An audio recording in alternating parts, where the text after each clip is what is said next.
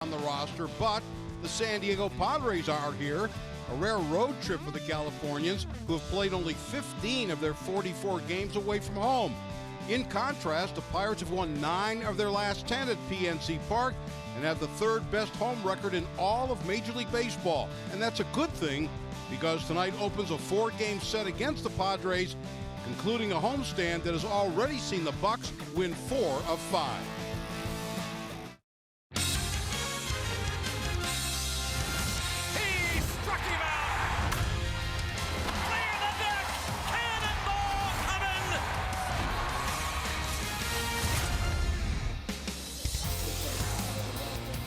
It's a beautiful night for baseball here in Pittsburgh. Tonight, the Pirates will entertain the San Diego Padres, beginning a 4-game weekend series. And, you know, why not get a little bit excited about the Pirates? They've been off to a good start so far this season, now more than a quarter of the way through. And the Pirates finding themselves in first place right now.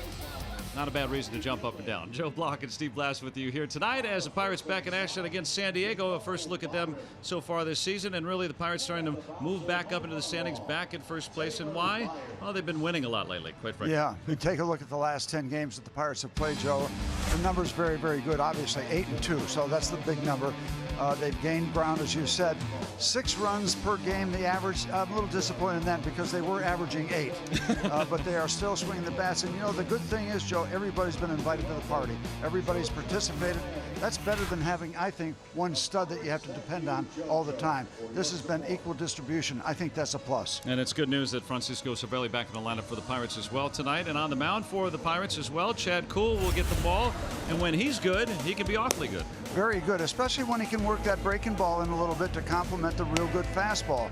And you saw the work that he did. Or you remember 2 starts ago, the one-hit performance against the Milwaukee Brewers, and then a decent outing against the San Francisco Giants. Very easily could have gotten a decision on that on the winning side.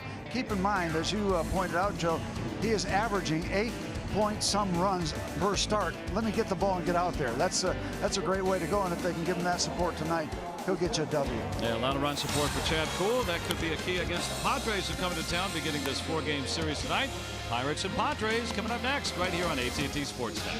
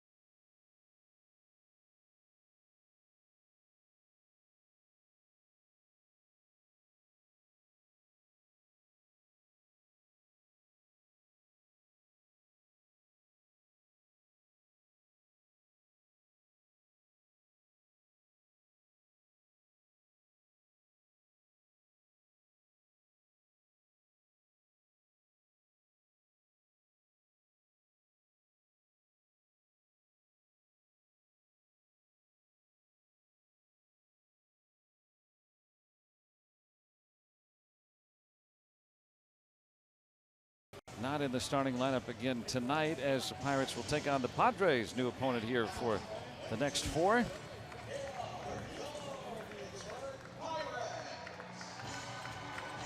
And a beautiful night here on the banks of the Allegheny, and Chad Kuhl gets the start for the Pirates here this evening to open that 4-game set. Yep, good to be starting for the Pittsburgh Pirates at home. They're 14-6 among the major league leaders in team wins at home. Home cooking. Andy Green, the manager of the Padres, he has penned in his 9 for the evening. That starts with Travis Jankowski atop the order. The new addition, Eric Hosmer, bats second. Powerful young player Franchi Cordero hits third. Then Pirela, Lopez, and Spangenberg. Freddie Galvis, the former Philly, Manuel Margot, and then Eric Lauer making his 5th major league start for the Padres, batting 9th.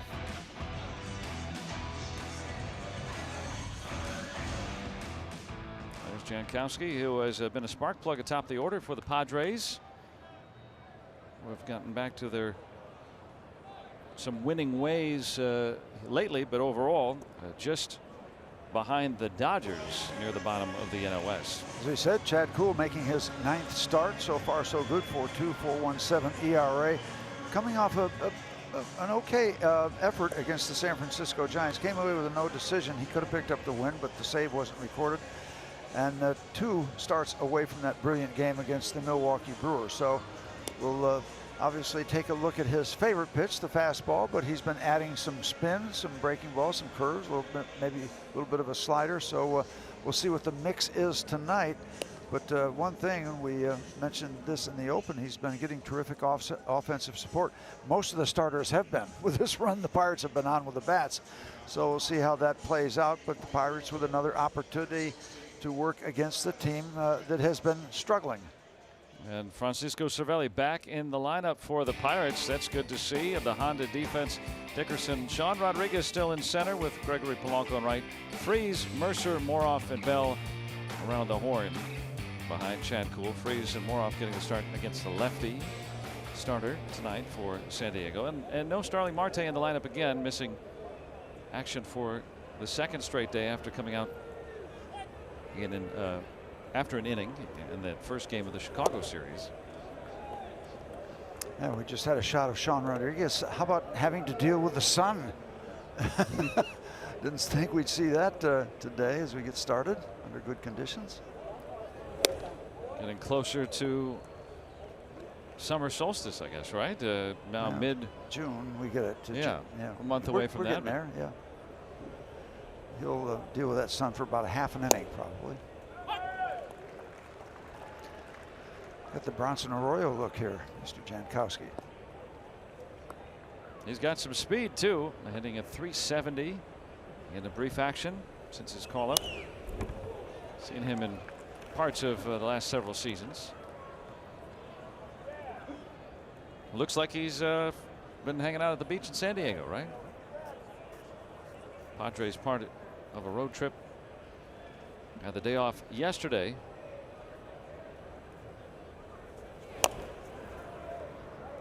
Making their way to town after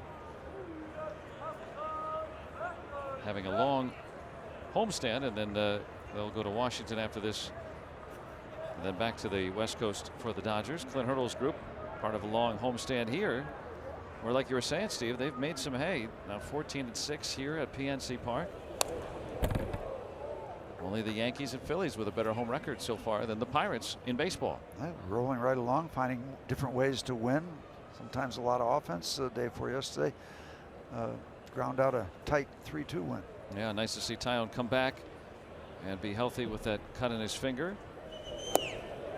And a good start as Kuhl strikes out Jankowski. So leadoff man is retired. And we were telling you about Starling Marte earlier, the Allegheny Health Network injury update. He's out for the 2nd straight game. He's got the some side discomfort and continues to be looked at.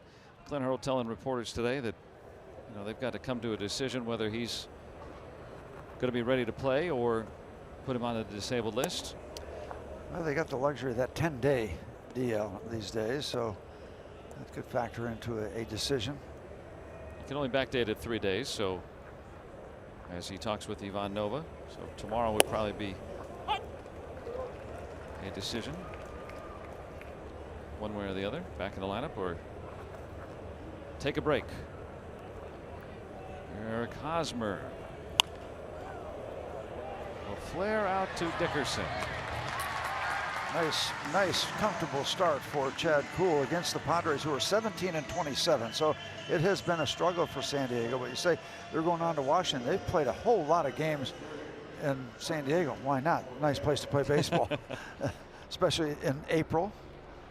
Maybe a good bit of May. So they've had a heavy early home schedule.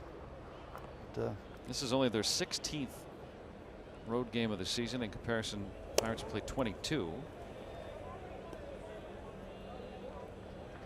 A lot of names maybe that aren't so familiar for Andy Green's bunch. Young manager in his 3rd season. well, better than the White Sox. So I know who Freddie Galvis is. I didn't know anybody on the White Sox. Well, that's that's part of the allure of the Padres too, is some of these names are young players that they have cultivated in their farm system, like Franchi Cordero here. Yep. Power, speed. And, but when does it materialize? That's Yep. or how often does it materialize? Many times you have to be very patient with young prospects, as they're trying to be with Eric Lauer, the young starter tonight. We'll talk more about him in a bit. Cordero, who had a great season at AAA El Paso. He was at Chihuahua last year. Now full count. Slugged over 600 in AAA last year. Good hitters league in the Pacific Coast League. But still, those are eye-popping numbers. Lauer waiting to make his 5th major league start.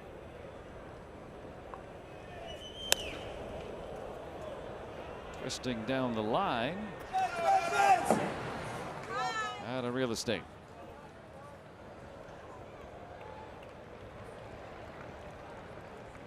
Early souvenir. That's nice. Look at that. There you go. That's the way it's supposed to work. Well done. Handshake from Dad. Yeah. Take a look at that thing, boys. That's a Major League Baseball. That's a pretty special thing to have. That's a nice big brother too, to not try to rip it out of his hands. It's early. It's early. Delayed strike 3 call. Looked like it was the right call. And Chad Kuhl issues a 1-2-3 first.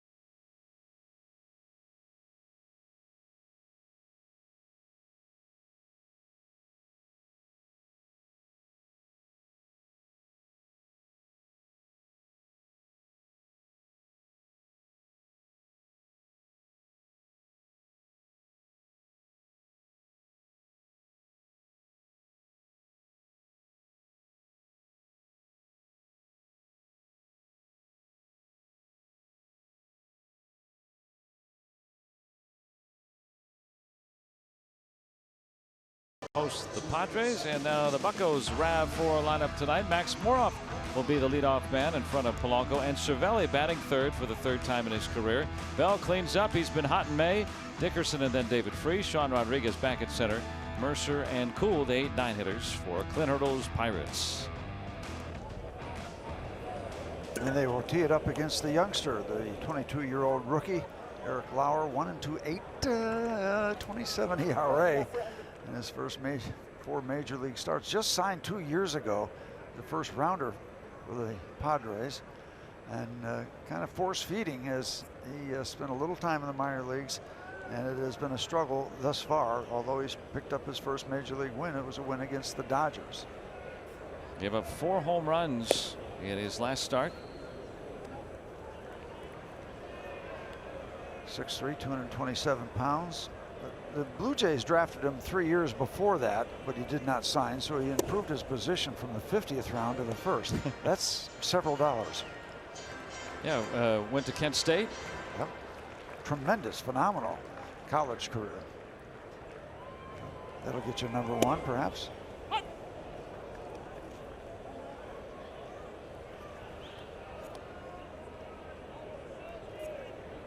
Trying to prove he's not a flash in the pan after playing in the MAC. National Pitcher of the Year back as a junior. How about that ERA as a junior? Mr. Lauer, 0.69. That's in college, not in high school. Yeah, that's quite good. Almost airtight. Gets in. And that's the peanut butter and jam program. So Moroff retired after a ground ball to the 4-time Gold Glover Eric Hosmer over there at first base. Spangenberg gets a start at third across the diamond. Galveston Pirela in the middle with Cordero Margot Jankowski. And Hosmer coming over from Kansas City, the 8-year free agent deal. Reigning Gold Glover in the American League at first. Big part of the defense for the Padres. You think about all these young pitchers and some young infielders too. Try to save a few outs right over there at first base. Yeah, and a youngster that's this raw needs all the help he can get. And Galvis too at short. Great point about having him steady over there. Rafael Lopez gave it a whirl.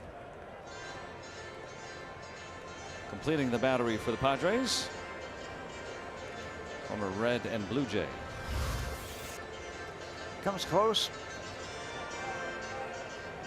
Contact, but no possession. But good looking nails to give those signs out to his young pitcher. The neon nails. That should be a rock group, the Neon Nails. Would you be the lead singer or guitar? Where would you? No, I'd be, part of the guys that carry the stuff out of the truck and everything. What a roadie? I'd be a roadie. Well, you'd be a fine roadie. Coming in on Polanco. Nicely placed by the youngster. So yeah, they're force feeding him, but they have apparently seen things where a degree of maturity, having gone to college, that helps a little bit. So that close to professional ball. And you do that if you think a youngster can handle it. It doesn't happen all that often, that quickly out of high school, but maybe the college work becomes a factor. Taking a photo. Wanted to see Cervelli in the lineup. He's back tonight. And that's good news for the Pirates offense. Hit it in the river. Okay, well, why not? I don't know, that's a long trip to the opposite field, but I like the intent. Yeah, that guy's got it going on. He knows the program.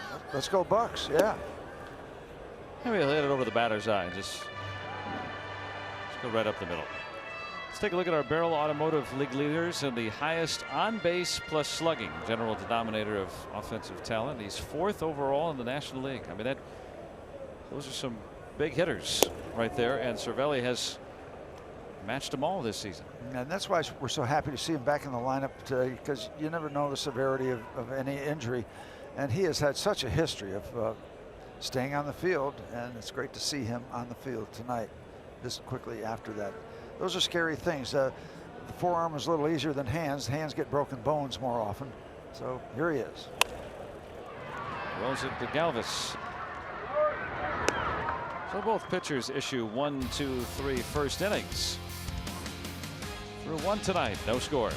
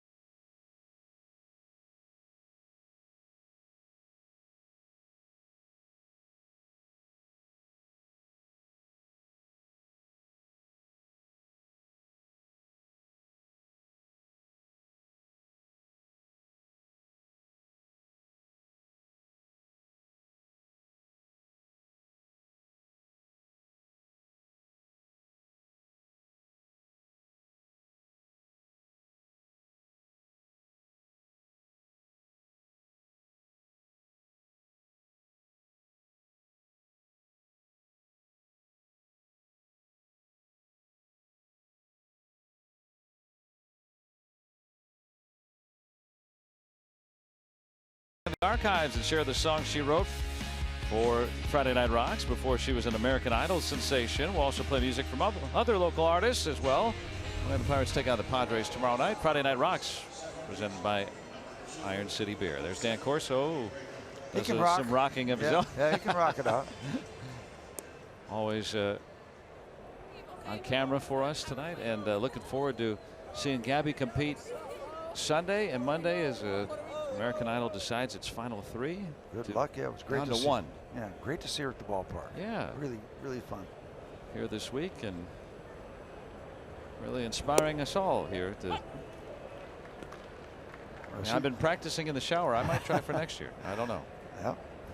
Well, she did the song she did, America the Beautiful, about as good as it can be done. That was really nice. Chad Kula, 1-2-3 first. Jose Pirela.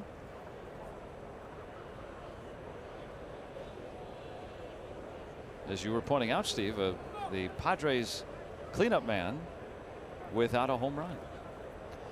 Yeah, you don't see that very often this deep, a quarter way into a season.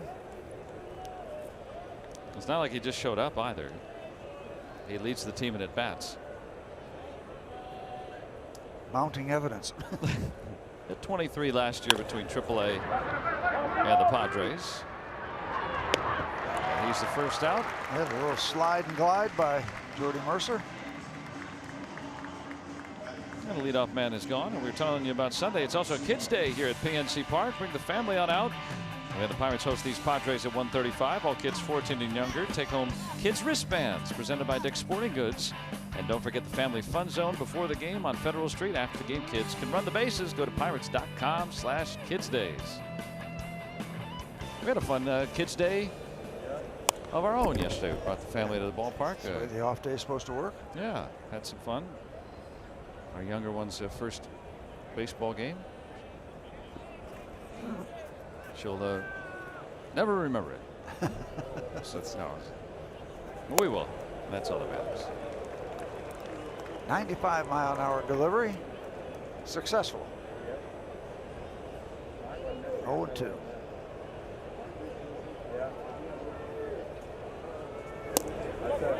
And it comes right after Lopez. 3 strikeouts for Cool.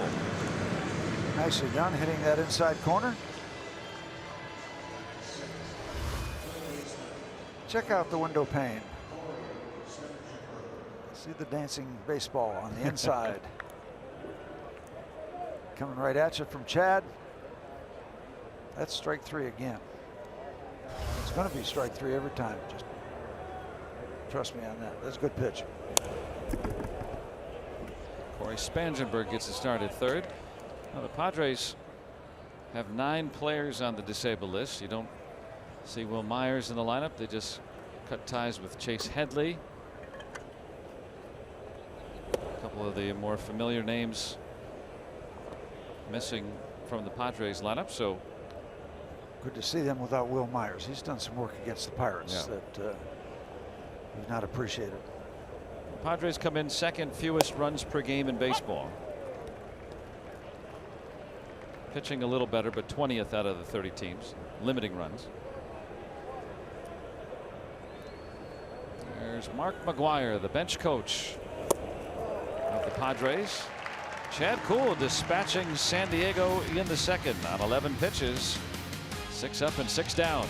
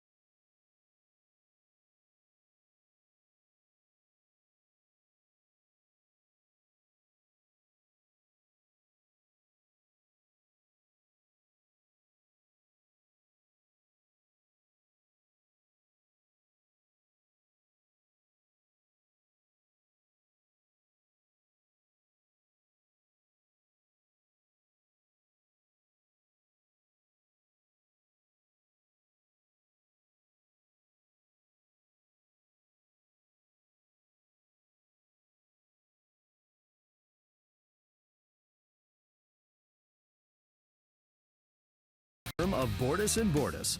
Bordas and Bordas, fighting for justice. Let's go Bucks!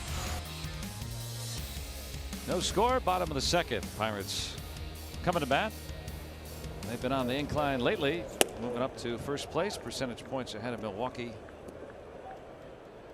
42 games in, with the 6th best overall record in baseball.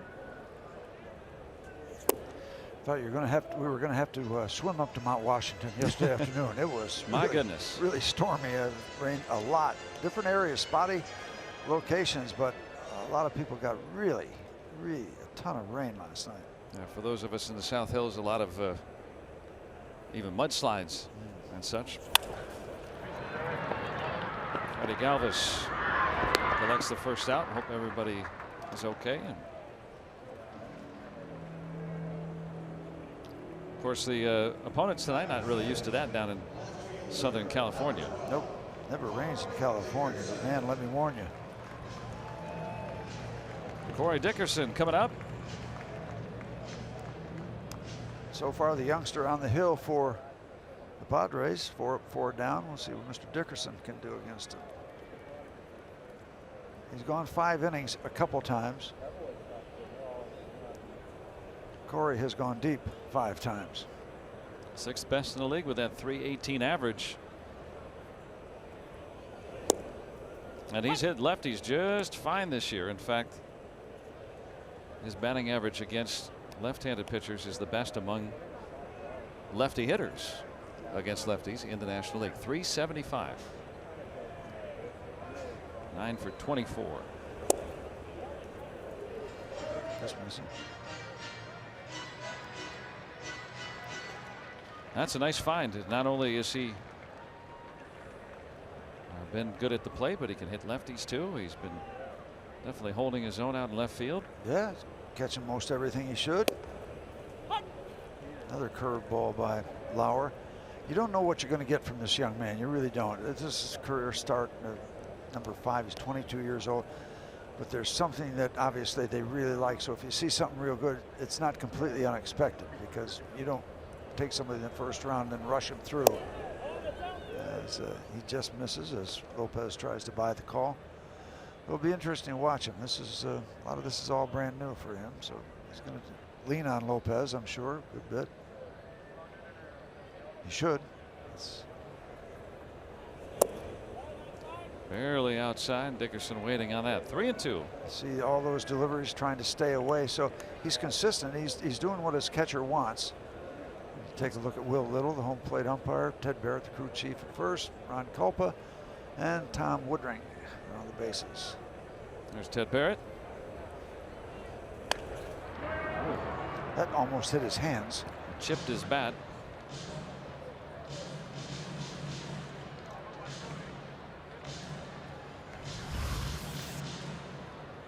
Ooh, way down on the handle. Look at our Allegheny Health Network Supermo. See a little piece of the bat. Oh, that was a thumb guard. Oh, might have still broken part of his bat anyway. 3-point landing. He lost a filling. Not underneath it. Out to Jankowski. Well, the Pirates, when they have faced some guys that don't throw very hard, kind of feel like they haven't done as well this year. And I was looking up the numbers. If a guy is throwing a fastball about 90, about average, 92, 93 or higher, Pirates have the best slugging percentage in the National League against those types of pitchers, against their fastball.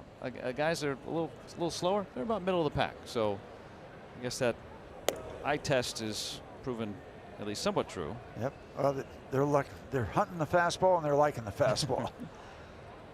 And that's really no surprise. Major league hitters, many of them have gotten to the big leagues because they have hit that fastball in the minor leagues. I would think some of that would have to be, if you're throwing 90, Lauer about 90, 91, you got to have other stuff to go along with it. So that's probably what's doing the Pirates in more often than not, right? Especially location. Yeah, if you're throwing at 90, you're probably good at locating that fastball. Yep. Or you get one of those exceptional curveballs.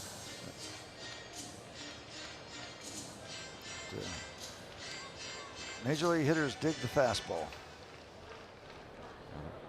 Williams kind of on the left, more in that sort. Ty on a harder thrower. 85 miles an hour on that delivery. Well, changing speeds is the name of the game, and you can do it at every level. 90 down to 85, 90 up to 95. Getting hitters off balance, getting them to commit early or late to your delivery. Can work either way. Be out in front or a little bit behind. Lunging for that one. Freeze down on strikes. Both pitchers perfect through 2.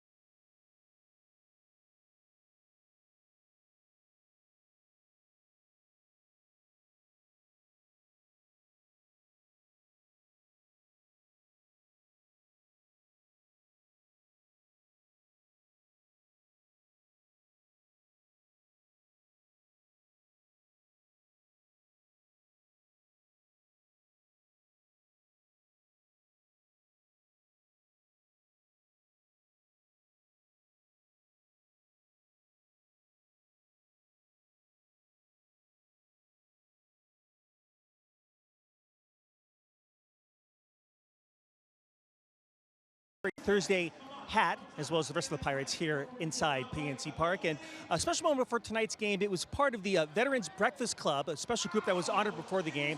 And that includes one special individual, 93-year-old Warren Goss, a World War II veteran who was one of the first to land on Utah Beach on D-Day.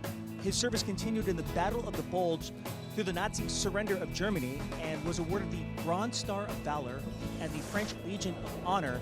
Again, part of this special group, a new group, if you will, that has been created for veterans to tell their stories, to make sure that people here in the States and around the world do not forget about what they did for our country once upon a time. But I don't know whether to say thank you to him or just wow, it's just awesome that he was here. Yep, both, Dan, both apply. Yep, I had a chance to spend some time with those folks down there, and Marshall Gordon has coordinated a group. That group helped coordinate it, and they are part of the Veterans Breakfast Club, and they've grown and grown, and it was just great to see all of them before the game. Marshall does great things. I know him and his wife Bailey Gordon. She did great things for hospice. So couples like that, people that work on hospice and help veterans, I mean, that's pretty special. Tip of the cap to those folks, all of them, and Marshall and Bailey. First hit of the ball game, and I'm with you, Steve, on all that. That's pretty neat stuff. Thanks to Danny Potash with us tonight. Robbie's mowing his lawn, so has the night off. Manuel Margot, very talented rookie a year ago, and this year off to a slow start. You mow your lawn tonight, it's probably, you can hear it growing back up and back here with all this rain that's been coming down. Now a little sunshine.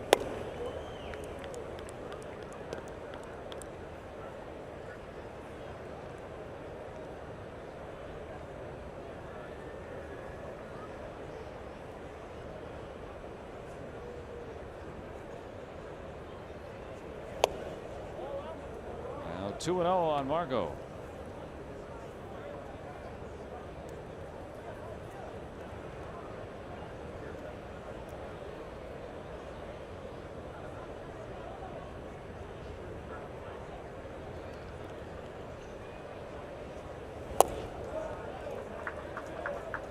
Hooking in 96. Yep, working from the stretch for the first time. Got a little issue over at first base to keep track of. Falls behind, and it's not be a good time to walk or issue a walk with the pitcher scheduled to bat next with 2 on, nobody out, and an opportunity to move them around as the Padres set up shop.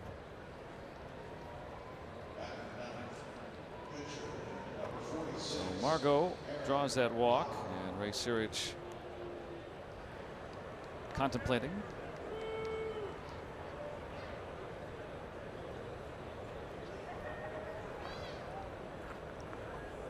Lauer has not yet laid down a sacrifice successfully.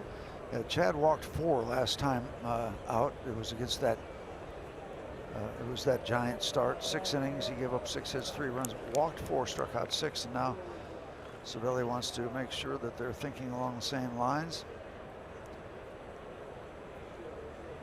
I would guess that this is 100% bunt commitment. I would think so. Sometimes in these kind of scenarios, young pitcher, you just are so sure of it, you're just on top of him by the time he puts the bunt down. Maybe where they would throw if it comes a certain way. Try to cut down the lead runner, perhaps. Well, his responsibility to get over to the third baseline. Speaking of Chad Kuhl.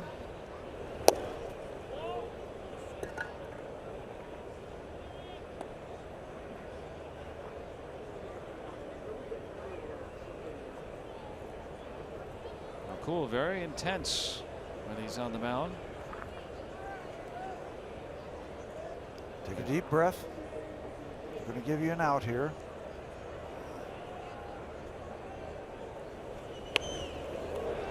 Dead toward the mound, and Cervelli instructs Kuhl. You know, I want to point something out about that bunt, because in an obvious bunting situation where you have teams like the Cubs, Rizzo will be right on top of you. Where you have those situations where they're crashing in from first and third, that's an excellent bunt gently back toward the pitcher, because he's the last guy that's going to get into motion and come at you. So that was a perfect bunt, absolutely perfect bunt. Yeah, dead and right between the mound and home plate, not too close for Cervelli. Oh, and it was. He stayed up many times. Yeah. That bunt, that ball will be followed straight back. The bat will be under the bottom half of the ball. Now Jankowski trying to bunt. Safety squeeze, perhaps. Elvis was not running until the ball was fouled back.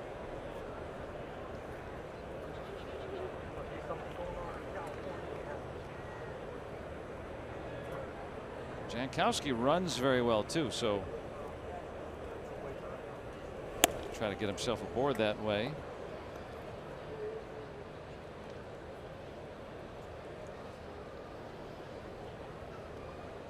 For you music lovers, no relation to Horst Jankowski, who wrote that great piece of music, A Walk in the Black Forest. And behind, 2-1. That's something that Kuhl has had trouble with throughout the year, is that he has been behind in the count more often than just about every pitcher in terms of percentage of pitches thrown behind in the count. More than 1 out of every 3 times. Well, he gets again a strike. It's not a quality strike, but he gets a strike. High curveball. Yeah. You don't want to try to make a living with high curveballs.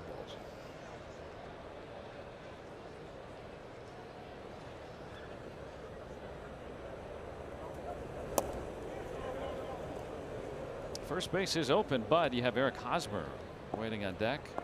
Yeah, and you got a strikeout pitcher out there. But Chad Kuhl has strikeout stuff, so you don't want to fool around and say, I don't need to get him because I got an open base. Strike this guy out. Anytime a pitcher with his stuff gets 2 strikes, he's got a chance to finish it off.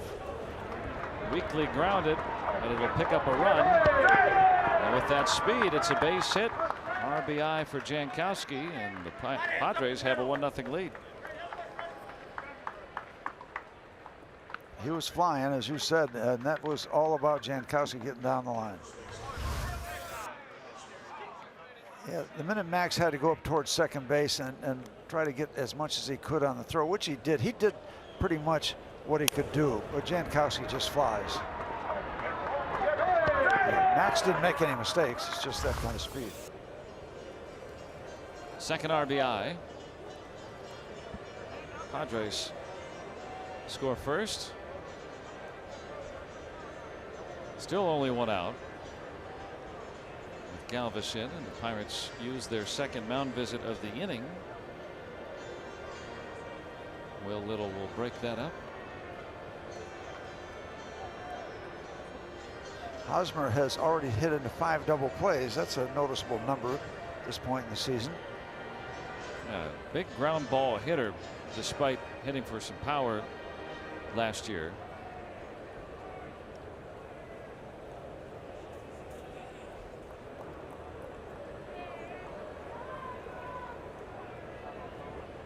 Runners at the corners. Padres clad in gray.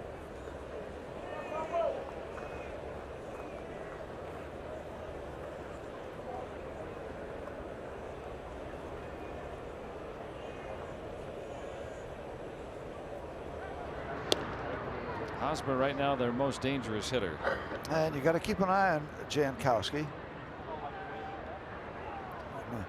That was kind of an angry throw. That had some steam on it. Chad Kuhl. He's in the soup. He knows it, and he doesn't like it. Well, Clint Hurdle always says it's good to play with emotion, but not good to be emotional. Contained aggression. And it's a fine line with Chad Kuhl. We've seen. When does he harness that, and when does it harness him?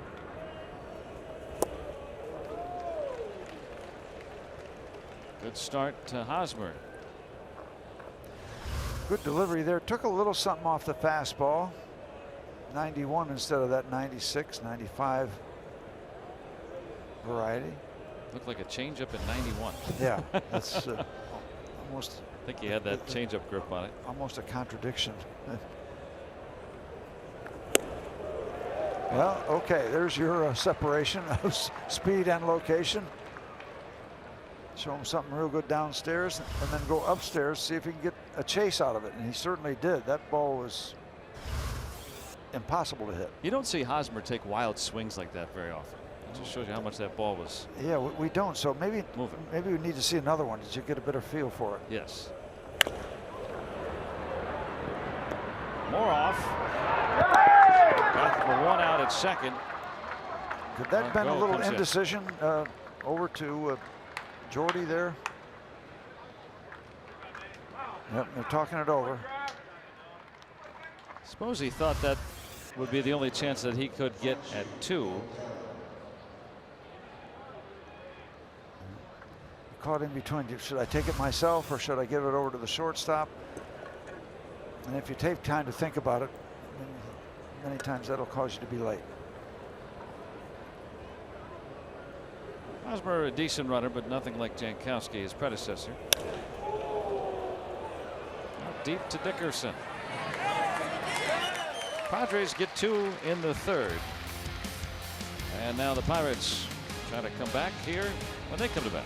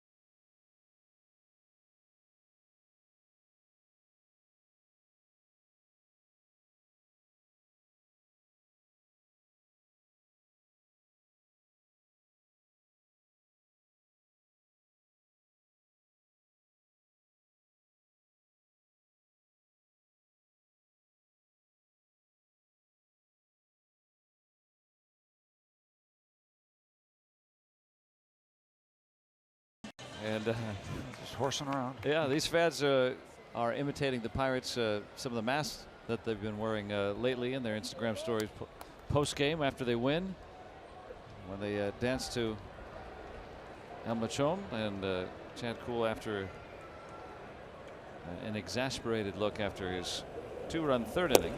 Tell if you read lips how upset he was. Maybe he should wear a mask, and then that way no one could read his lips. Yeah. Between innings. Yeah. Not happy with that 2 spot up on the board after retiring the first 6 in a row. You pointed out, Steve, that Kuhl has been getting some good run support, so stay tuned. Yep. Best in baseball, nearly 8 runs a game. So if history even comes close to repeating itself, 2 runs in the third, not a big deal.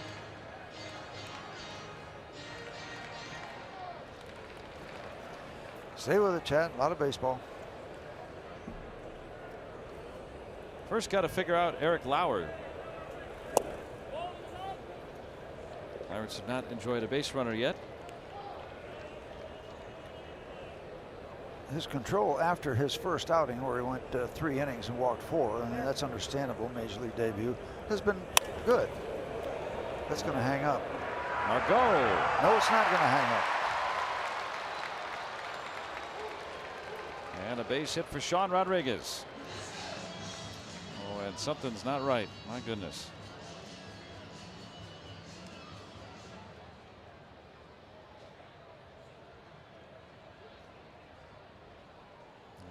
Holding that left hand and wrist area limp. Glove hand. Most landings on this beautifully groomed carpet are comfortable. I thought that ball had been hit better and was going to carry further and going to be pretty routine play in center field, but didn't get as much of it as I thought. The ball started sinking, and Pirates get a base runner. Watch that extended glove, and then oh yeah, see the wrist twist. Hyperextending that wrist. Oh boy.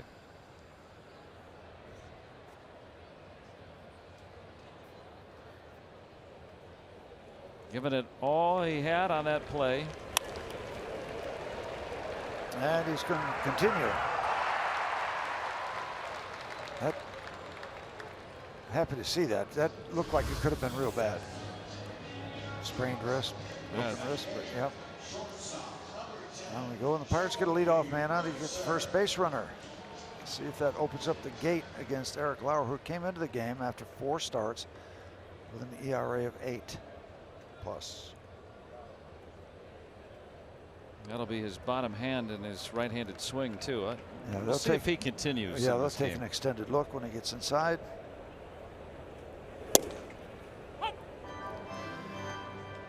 Well, let's see if we can do what the Padres did in the top half of the inning. Get the 7 and 8 guy up. Let the pitcher do his thing. Get on the board. Mercer hitless in his last 12. Lauer gets a call.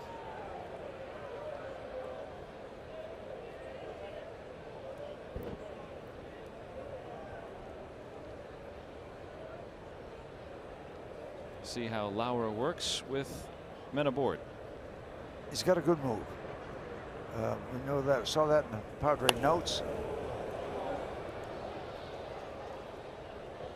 Not all lefties do, right? I mean, it's assumed that they do, but yeah, some of them have good moves, and some of them just have a move, and because they're left-handed, it works.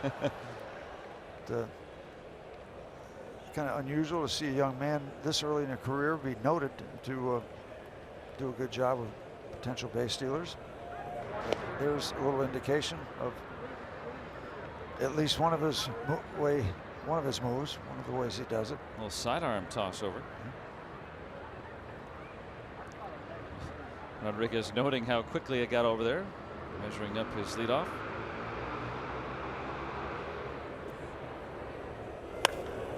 Down the line. Just out in front a little bit. See, you got a lot of that ball. Whoa! A lot of a lot. Just a little early. Mercer's got some punch in that bat. When he squares it up, it can go a long way. That time out in front.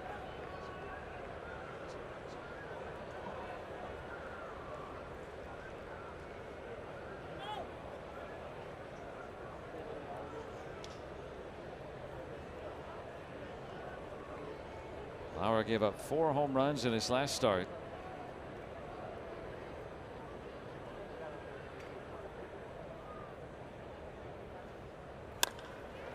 On 0-2 out toward Margot. Well, you test that glove hand right there. Worked okay. Caught it two-handed to be safe. And Mercer gone. Star Wars night returning to PNC Park tomorrow night when the Pirates host the Padres at 7:05. It's also a Zambelli fireworks night thanks to 84 Lumber, and the fireworks will be synced to the music of Star Wars. Purchase the Star Wars ticket package and you get a Pirates Star Wars t-shirt. Go to pirates.com/Star Wars for tickets on Star Wars night tomorrow.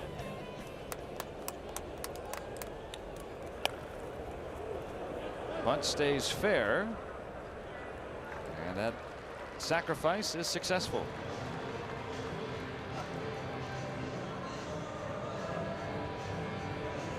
Cool does his job, moving Rodriguez to second. Yeah, for the 5th time, so he does that part of his job well.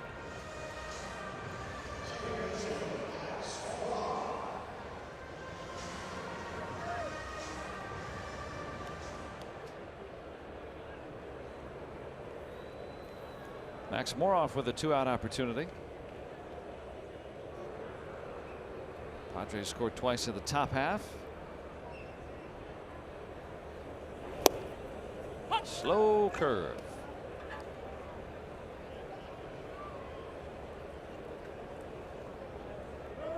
Won't be the slowest curveball we see from a Padre in this series, though. They have a reliever at his first year in the major leagues, Kazuhisa Makita, who's come over from Japan. He throws one in the 50s. 50s. It's going to require a new bat. That's slower than the old dead fish I used to throw. What was that, like a palm ball or something? Curveball. It just, oh, really? Just a slow curve? Yeah. Had a lot of good luck with it as a second curve, a regular curve, and then really just a real slow one. We didn't time them. I'm glad they didn't time the fastball, but I would like to have timed the curveball. That'd have been more fun. Saw Zach Greinke throw one the other day. I think it was in the 40s. Something like that, right? Just yeah. What is this? And you can't even swing at it because you can't. What is this? Yeah, just element of surprise. I know Bob Walk had trouble with Gary Sheffield. Bob tried everything and wound up throwing the old dead fish.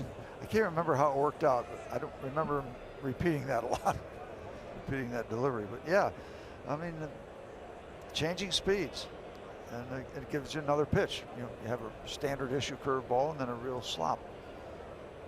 Dead fish, or as Manny Sanguine used to call it, the old Flip Wilson. Or words to that effect.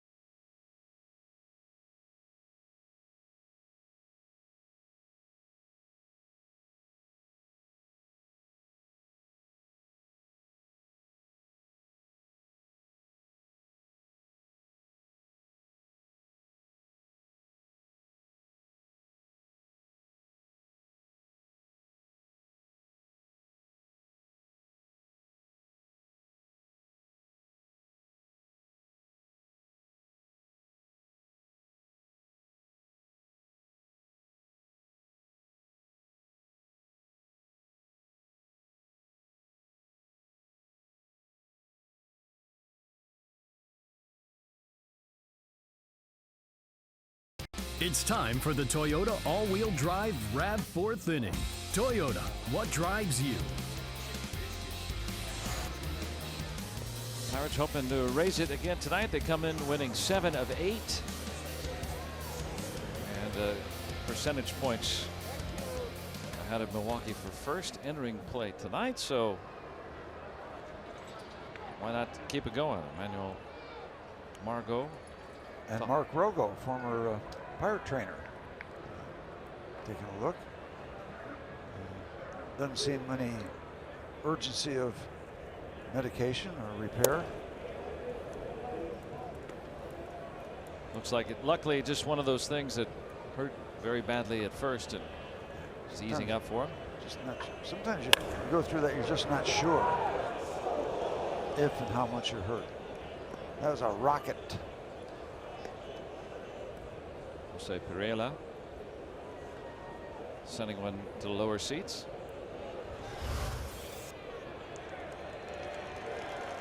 Ooh, ouch. He didn't say anything. That had to hurt. And he just keeps walking. That's a big man. That's pretty tough. My goodness. Stitching probably came undone after it hit him too. Looks like a strong guy. Yeah, ball got the worst of that. Yeah.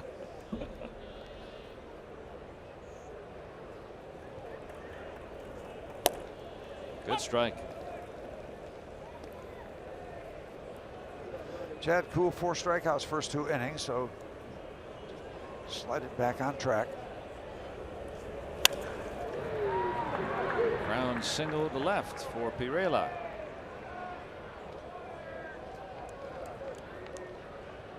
So 3 hits for the Padres, all singles.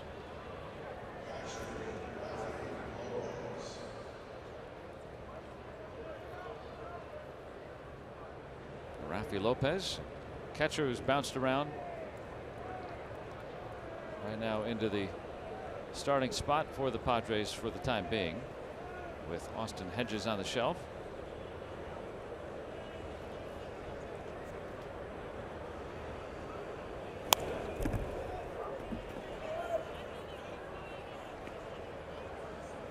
Where's number 0? Thinking about a catcher who wore number 0, Junior Ortiz. Yep, that's right, Junior.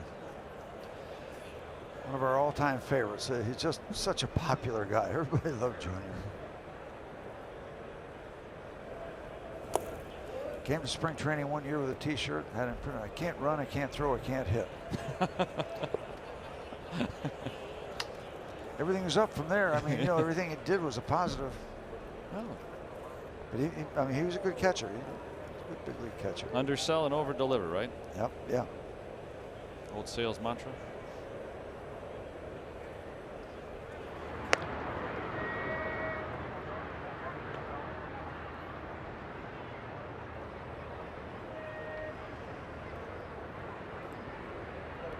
Parrott.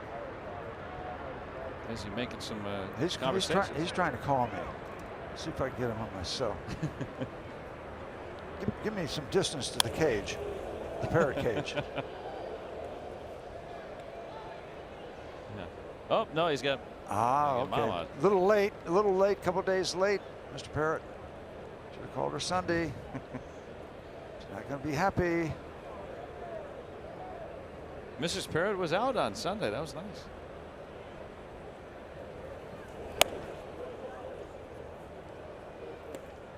Two and 2 on Lopez. Corey Spangenberg due to follow here in the Padres' 4th. Scored twice on 2 singles and a walk back in the 3rd inning. Just missed with that curveball.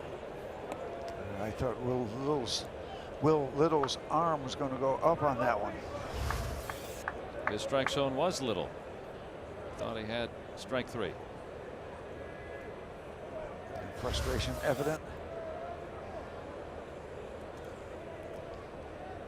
Trying to get back to that groove he had in the first 2 innings.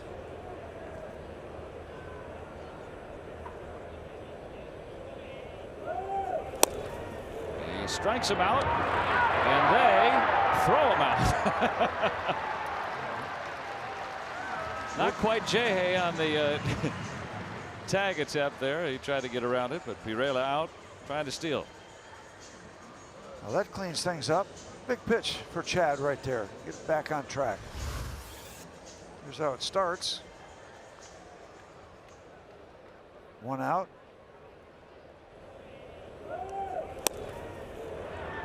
Jordy he's gonna follow him all over the place.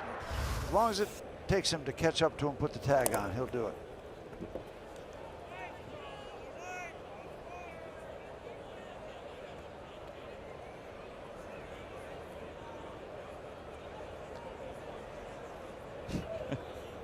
Pirela had stolen 3 bases already, but thrown out for the second time. And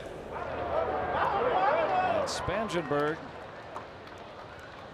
with a base hit, so that caught stealing helping out the Pirates big time here in the 4th.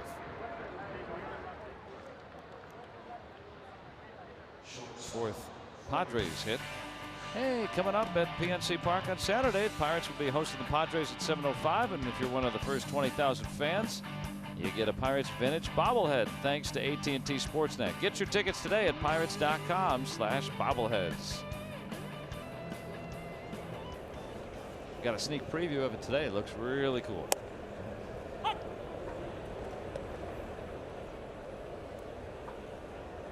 Freddie Galvis singled his way aboard his only trip.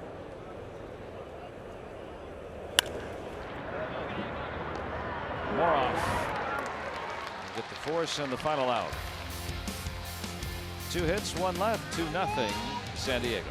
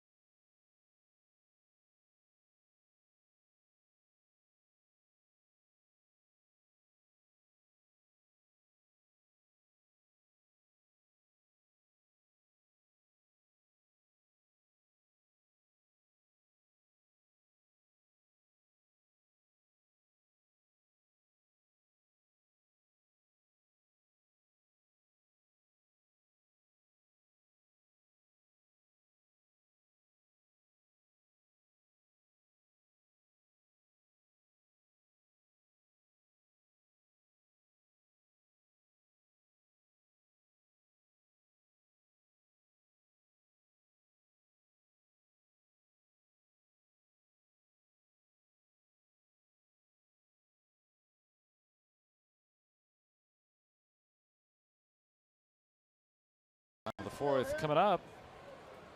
Now look at some of our Point Park tweets. And there we go. Ty tweeting at the Pirates that he attended the Steve Blass baseball camp from 1984, it looks like. Yep, had it from 76 to 86, 85, something like that. Had a lot of fun. A lot of kids coming up, and we had a lot of fun. Learned some baseball up at Kiski Prep School in Salzburg. Together with Jack Pigeon, one of the really great men I met, who was the headmaster up there, and his assistant Reno Diorio, who I still know. We had a lot of fun. It's a great school, and for 11 years we had a lot of fun. We would come down to Three River Stadium, and we had a thing at the last day of camp come down. They take batting practice from out back at second base. The ground crew guys gave us a field for an hour and came down to a game, and had a lot of. We had 2 sessions each year, a week for the young kids, and I stayed right with them. We stayed right up at the school. I remember some nights 11, 12 o'clock at night. Mom, I want to come home. I want to come home. And you know, you sit with them on the phone and they work it out. And we never lost a camper. They worked it out, and stuck it out. It was just a lot of fun. I thoroughly enjoyed it. It was a lot of fun. Never lost a camper when we came to the Pirate games. You can't. I mean, you just can't. You can't lose one of the campers. Right into the Chef Polanco gone. Well, if that was a lot of fun, I think you're going to have a lot of fun tomorrow night too, right? History Makers Award dinner at the Heinz History Center tomorrow for you, and you'll be honored. Yeah, it's I'm very excited about it. It got my family going, my 2 sons and their wives, and so it's going to be neat. It's nice. It's a great list to be on. So many people in the Pittsburgh area have done so much, and be able to join that list, it's humbling, and we're looking forward to a good time. Well, very much deserved, Steve. Congratulations. Well, thank you in advance. Appreciate it, Joe. It's going to be fun. You guys are going to have fun here tomorrow night too with the Star Wars. Yes. Hope it doesn't unravel for Corey Dickerson tonight. Perfect. Wow. You're on it, Joe. You're on it.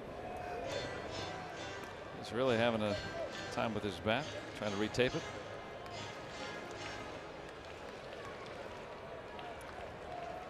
Meanwhile, Cervelli's got a chance here. 1 out, base is clear. Sally Wiggin, who is going to receive a community award. She's done so much in the city. It's going to be well deserved by Sally. And that's some headliners, you two. Yep, it's going to be fun. Well, enjoy it. Yep, we will. And why don't you go ahead and give me a win too tomorrow? Yeah, well, hopefully it's keeping a streak going. First things first, Pirates have to come from behind here tonight. Keep Cervelli doing just what he's doing. Able to lay off a borderline pitch. Not his. That's the first walk issued by Lauer. Get that home run swing you're talking about. What, 4 last time? Mm-hmm. 4 last start. And that was against the Cardinals. His 1 win was against the Dodgers. Bell's been picking it up. Great to see him heating up along with the weather. They've coincided. Oh, the chatter about, why isn't Bell hitting for enough power? Or why is it this or that? Now, how is he doing this? And how is he doing that? He's having a great May.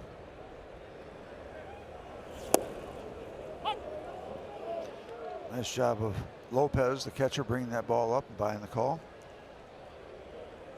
Well, one of the things you look at, home runs are nice, but driving in runs, that's the most runs wins the ball game. He's driven in 25, doing fine, producing offense and runs.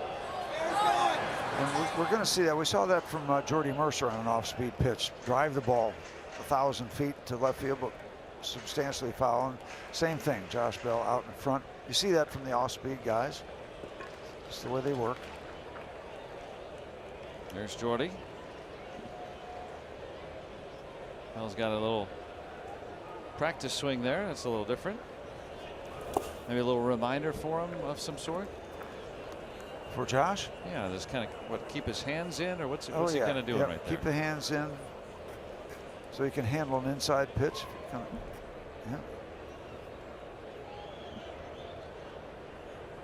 Maybe make sure it's a hand swing, not just all arms. Maybe. Another good thing that was high. Yeah, good indication of a quick move. Cervelli kind of came down a little funny there.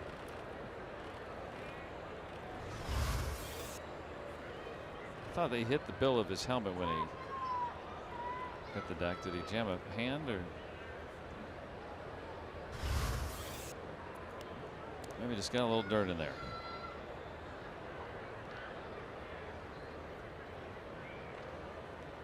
Back of the hand.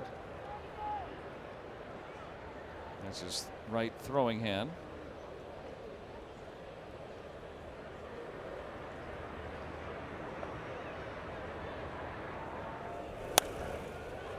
Bell had a big hit yesterday, pinch hitting. Put the Pirates ahead for good in that 3-2 win over the White Sox. Yeah, those middle and ring fingers.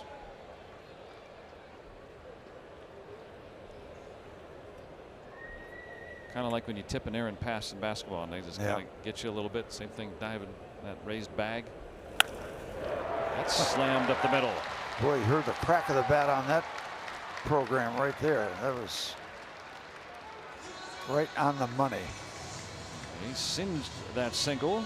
2 on with 1 out. Corey Dickerson coming up.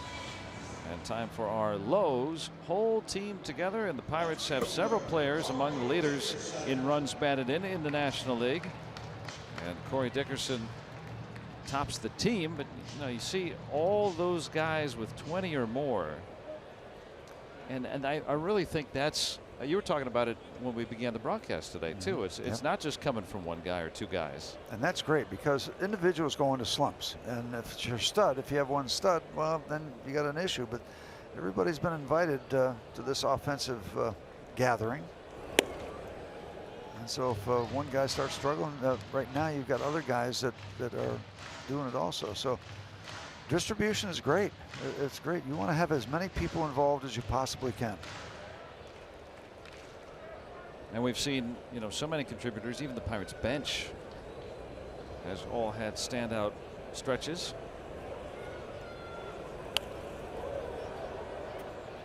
Almost as if it is an interchangeable outfit, which makes it easier for Clint Hurdle to put out the lineup card or give guys a day off.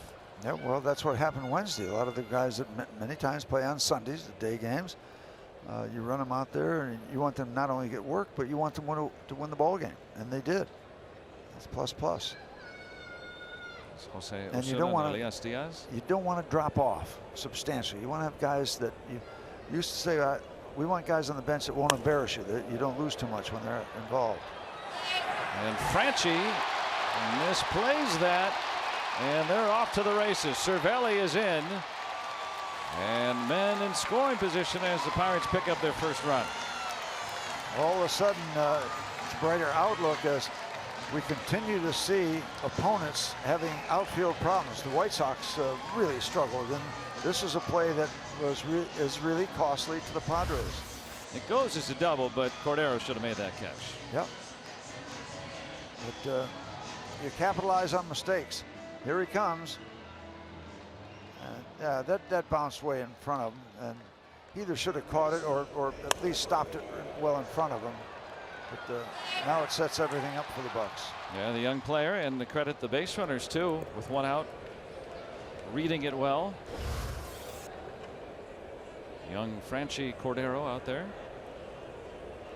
So men in scoring position with 1 away. David Freese. And Cervelli consulting with the athletic training staff. He's okay. So at least what you want to come out of this, at least with a tie in the ball game, if not more. But you can open things up right now. That was a big gift.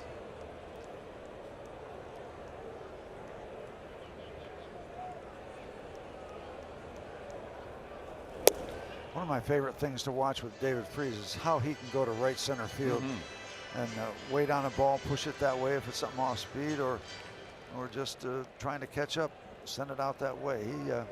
He's got good right center field distance capacity. Slugging percentage measures power, and over the last 4 years, David Freese second in baseball in opposite field slugging. And he's been doing it again this year. So it's continuing. A late decision to take a whack at a ball that was right there. 87 miles an hour. We've seen Lauer now to get the speed up to 93 on a couple of deliveries. So he's got enough to keep you honest in terms of speed and separation.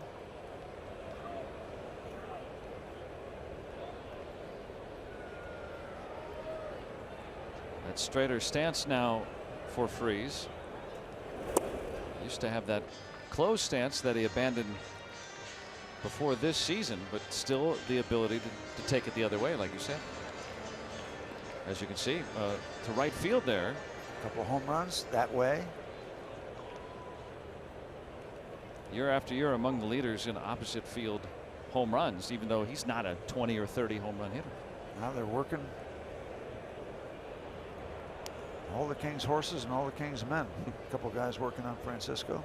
That right throwing hand. Freeze pulls it. This time Cordero can snare it. Well in standing, and the Pirates have tied it at 2. Well hit by David Freeze and far enough to prompt an errant throw. New ball game. Freeze gets the job done. RBI number 10. And the Pirates have erased the deficit. Taking advantage of the misplay earlier by Cordero. Yeah, this throw was not his finest effort either, so issues in left field here in the bottom of the 4th. We just don't see throwing accuracy from the outfield much anymore. Yeah. Guys have, I think, even better arms, probably more guys with stronger arms. What do you think about that? Well, yeah, you start with the baseline. It's not easy to throw a strike to home plate. So many times you'll run on the thinking that it might be a strong throw, but it's hard to be completely accurate. You don't see infield outfield practice before ball games. I don't know if that's a factor or not. Maybe an unfair criticism, but that used to be part of the fun. First of all. Down the line, and that's going to be a base hit and more for Rodriguez. Dickerson in with the go-ahead run. And Rodriguez in with a 2-out RBI double. The Pirates lead 3-2. And for the second straight game, you're talking about those guys who don't play every day. Rodriguez getting it done Wednesday afternoon and getting it done here. 2-out offense. I know that's one of your favorite things, Joe. And that extends everything, and they're still in business. Will they work around Mercer now? Send him to first base. Here's the hook shot by Sean. Cordero did a good job of cutting that off and making a play at second. To the backstop. And Rodriguez will move to third. WP on the card. And now it's up to 70 pitches for Lauer. All of a sudden coming unraveled after 1 out here in the bottom of the 4th. And we're going to have a visit, and we're going to have some movement in another neighborhood as that ball gets away, and Sean comes on over to third base. Darren Balsley, the longtime pitching coach with San Diego, 15th full season. Been through many skippers. So Rodriguez a double, now at third. There with Joey Cora. Pirates minting their first lead. Started with a Cervelli walk.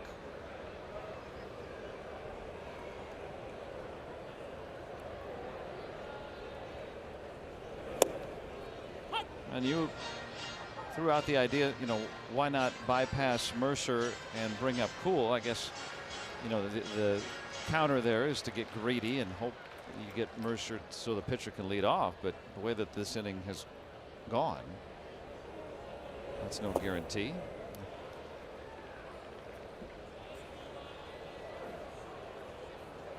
Andy Green really got the most out of the Padres last year. Everyone wrote them off for dead, and they still finished below 500, but they were at least a very competitive club last season. Now 3-1. Well, maybe pitching around Mercer here. See if he gets himself out with Cool on deck.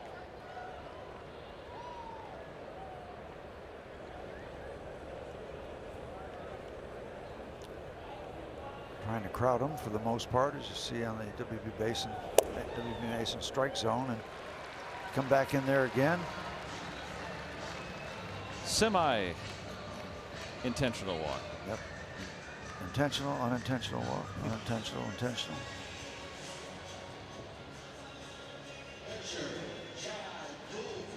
Talking over with hitting coach Jeff Branson.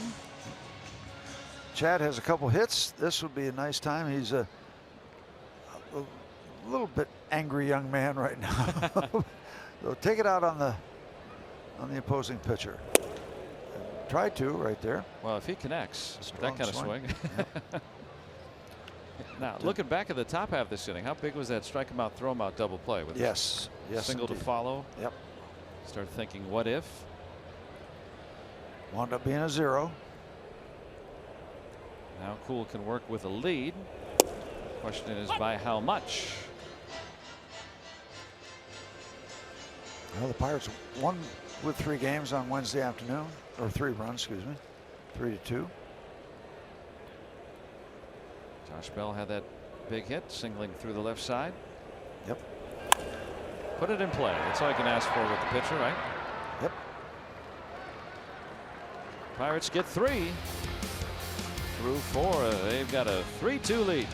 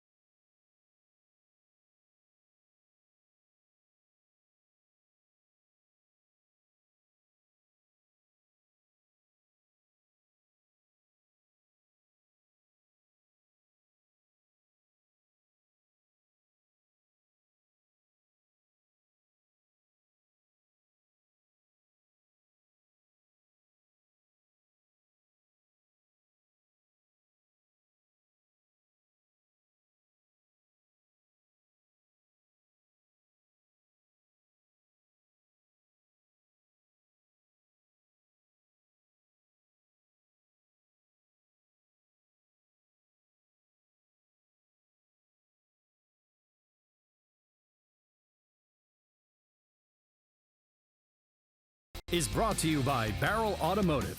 Visit our new Kia showroom in Wexford. More vehicles than ever at the very best prices. And by Allegheny Health Network, official medical provider of the Pittsburgh Pirates and fans like you. Let's go Bucks! Pirates have a 3-2 lead in the 5th. They scored 3 times. And last time around, Corey Dickerson benefiting from a misplay out in left field as we take a look at StatCast. And the catch probability on this is 99%. That's the 1% right there when you don't move until almost a full second after that ball is hit. So you hear that phrase, he didn't get a good jump on the ball. Well, that backs it up.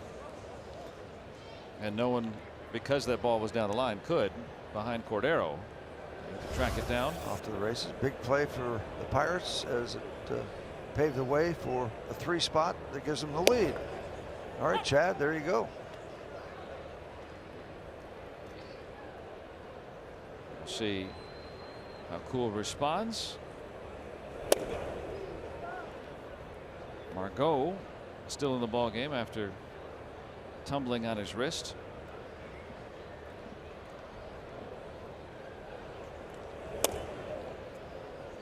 And the Pirates have announced that they are going to recall Austin Meadows for the first time for the game tomorrow. So that is some exciting news to get first a big league look at Meadows, who has been one of the more heralded prospects in the Bucco system for some time, of course. Yeah, he's been on the top of the list for a long time. So we're going to see him. 23 years. It feels like we've known him. That he's 33 years old, but yeah, here he is. He's been struggling with some injuries along the way. Just turned 23 years old as well, and working on a 7-game hitting streak in Indy. And I would imagine that's in response to Starling Marte. He's not been able to play the last couple of days. Yeah, 5 years ago, drafted in the 1st round, high 1st round. That's good news in that regard. Hopefully, if we find out that it's in response to Marte, that wouldn't be as good of news. But you know, that's something that we've seen so far this season, is how the Pirates have been able. We were talking earlier about their lineup and the interchangeability. You know, there are guys that are starters and there are guys that are bench guys, of course, but you don't feel like there's a major drop off. And Starling Marte is one of the more dynamic players. No one's going to replace his speed. But you've got a guy down there that's pretty darn good, and he had 3 more hits today down at AAA Indy. So Austin Meadows going to be coming up tomorrow. Good to see Clay Holmes with a strong outing too. He's another guy that will be up for some time, I'm sure, if the Pirates need somebody. That one sailing over Polanco, and Eric Lauer, the pitcher, stands at second. What's that all about? Well, we had a good thing going with the first out in the number 8 spot. Bring up the pitcher, and he hit it over Polanco's head. They'll take the baseball in for a souvenir. And typically, you know, you play a little shallow for the pitcher, unless it's Madison Bumgarner or somebody like that. You usually play in, and so hit that hard. Polanco had to go a long way to get back there. So the Padres with their first extra base hit, of course it comes off the bat of Lauer. National League Baseball, that's why pitchers batting is fun. Part of the fabric of the game. Travis Jankowski.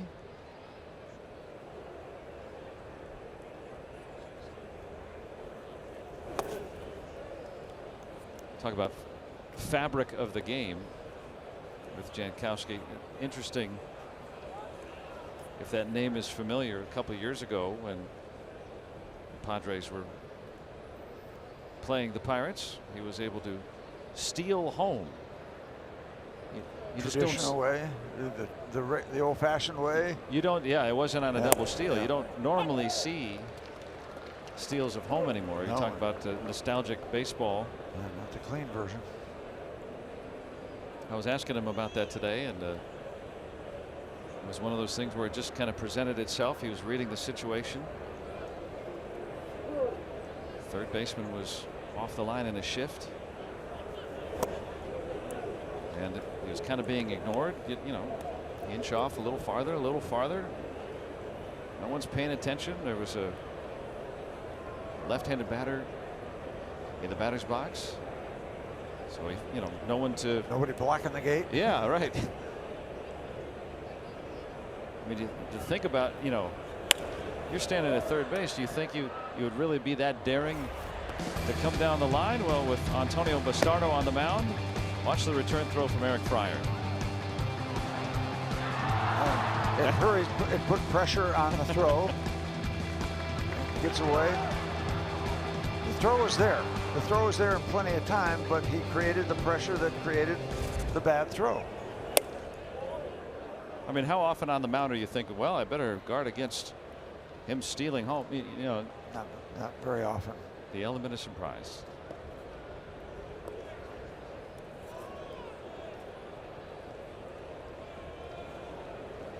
All over the place except the middle part of the hitting zone. That's the good news. The bad news is 3-2. Now 4-2. Yeah, he's walked Jankowski. 2 walks for Cool tonight. Well, the good news, I guess, is that Lauer can kind of gum up the works in front of him on the base paths. Yeah, that's the good news. The bad news is they're first and second with 1 out right after we score 3. Yeah. But, with Hosmer coming up again. Mentioned that he is hit into 5 of them, 5 or 6 so far this year. 5 double plays. But he is their most dangerous hitter in there. Signed that 8-year deal with San Diego. You know, the talk back and forth. Royals, Padres, Royals, Padres. He in fact visited San Diego twice. Visited with the front office officials to make his decision.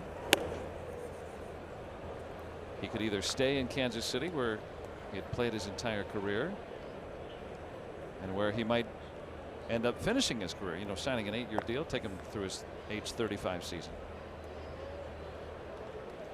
Ray Searage will make a mound visit. The Pirates' third.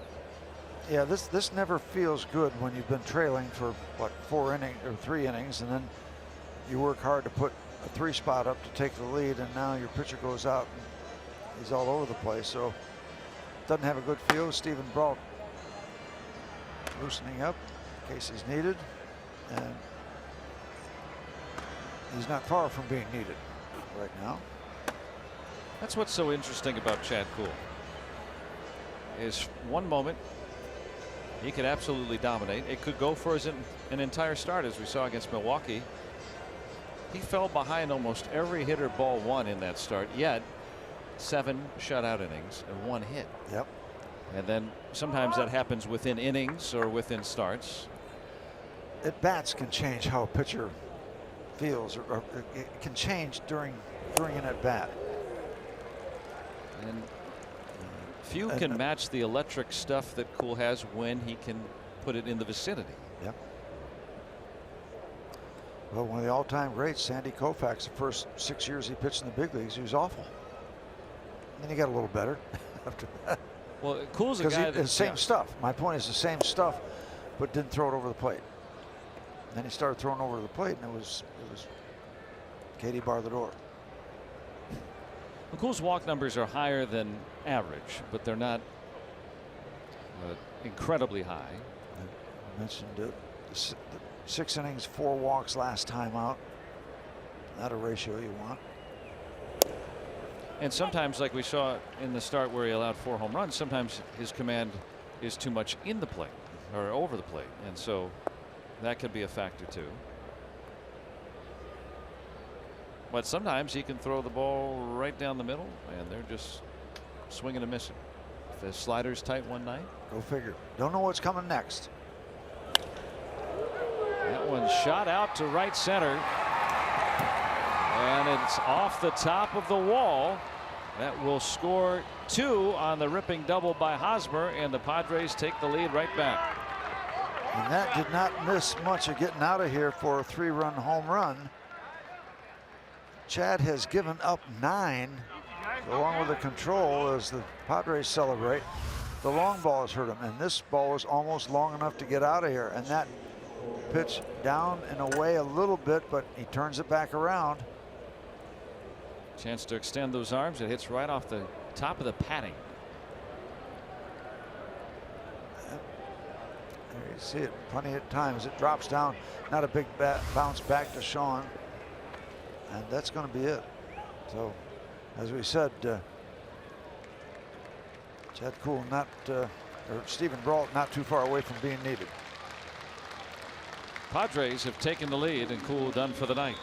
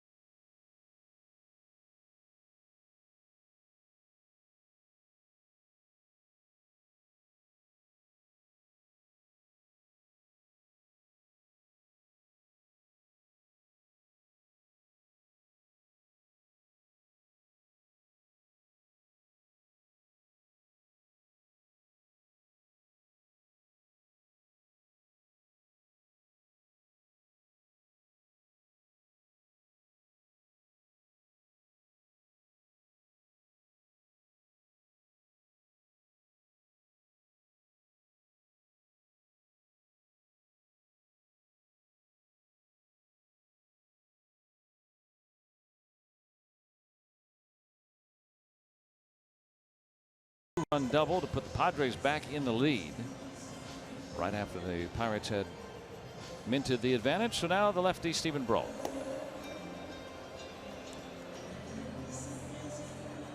That's a 1-1 program. Keep it where it is and go back to work with the bats.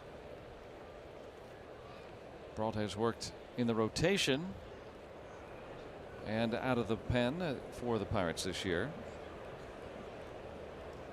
And the Padres have 5 lefties in the lineup today, including Franchi Cordero. And Brault has been very good against left-handed hitters too, so we'll see if that ends up translating or if Andy Green counters as the game goes on. That first delivery nicely done in on the hands.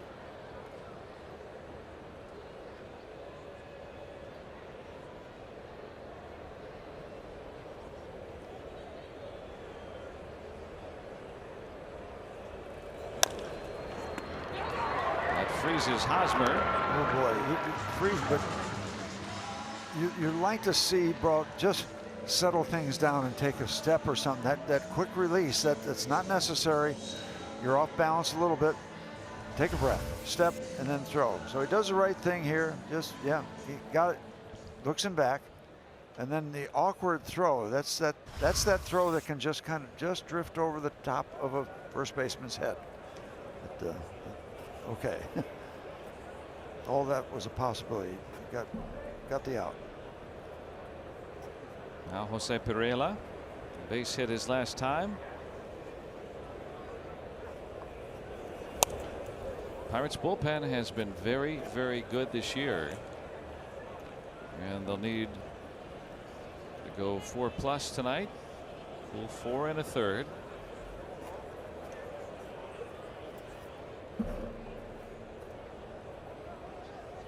Rare short outing for Cool. He has been extending his outings more and more lately.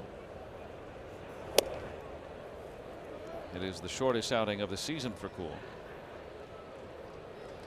Yeah, lead the 1-out double to the pitcher and then a walk. That's just a bad feel of a sequence. First of all, pitcher, and then the walk, and then the double. Yeah, don't want to have Hosmer come up with men on too often if you can. Brault ahead 1-2. Hosmer tonight 3 RBIs.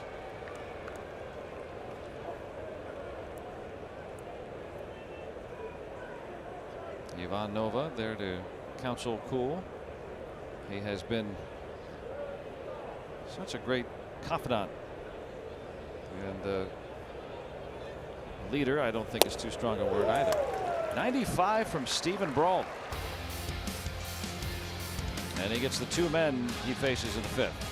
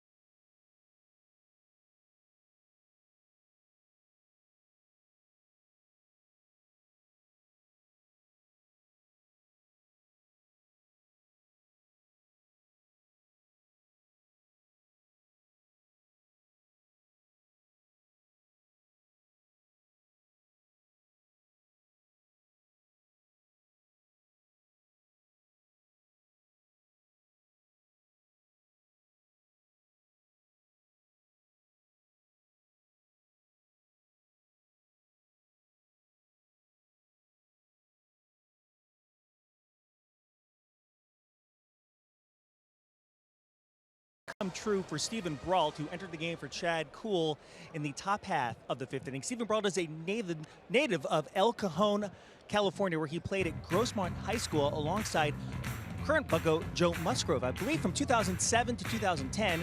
Of course, he grew up a Padres fan and just faced his hometown team for the first time, so I'm sure that's a huge dream come true, as he also grew up idolizing Tony Gwynn. As we watch Max Moroff getting to first base there. Joe, I'll let you clean that up in a second, but a cool moment for him. In fact, it'll also be a cool moment for Trevor Williams, who is scheduled to start, another San Diego native from Rancho Bernardo High School. He will see the Padres for the first time on Sunday. Okay, Joe, now you can clean up my mess. No, there's no mess at all. And thanks, Danny. Good to have you along with us tonight. And yeah, for Brault, you know, imagine being 6.5 years old. And as Moroff bunts his way aboard. Nicely done. Nice direction there as the flip to nowhere. Gets away, but the fact that first baseman Hosmer, who just at the 2-run double, was way off first base, not a bad plan, and nicely executed by Max. Gets the leadoff man on. Yeah, good at bat. Went back to Brault for a moment. You know, being 6.5 years old, the Padres make it all the way to the World Series, and you know, thinking back to my childhood, growing up in Michigan, the Tigers were my hometown team, and that was about the age when the Tigers made the World Series. I was that age, and so I think about with Brault, what a great way to get interested in baseball. What's this that everybody's talking about here? What is this? You know, oh, okay, wow. Something happened. And became a Padres fan as a kid, and kept playing the game of baseball, and is still playing the game of baseball.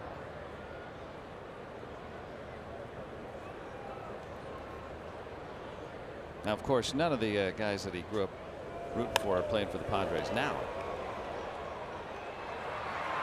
That into no man's land. Watch out.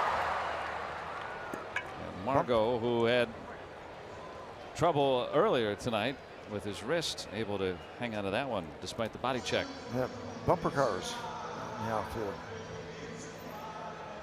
Had a runaway Jankowski. Thought this might drop into no man's land for a minute.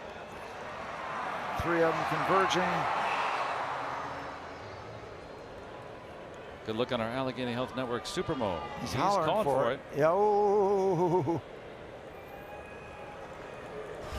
almost jostled it around.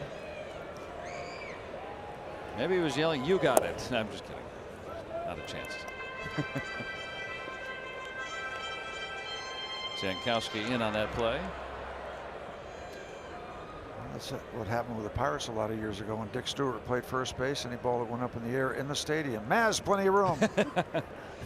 Dr. Strangeglove Yep. is Dick Stewart's nickname. Known for his bat. Used to sign those autographs. Dick 66 Stewart. He hit 66 home runs in Lincoln, Nebraska. Yeah. In the minor leagues. Yep.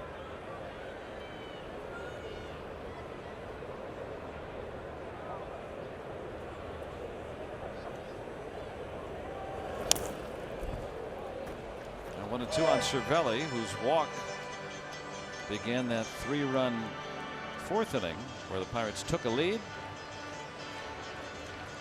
If they are to win tonight, they will have to come from behind twice. That right hand bothering Cervelli after diving back in on a pickoff play at first.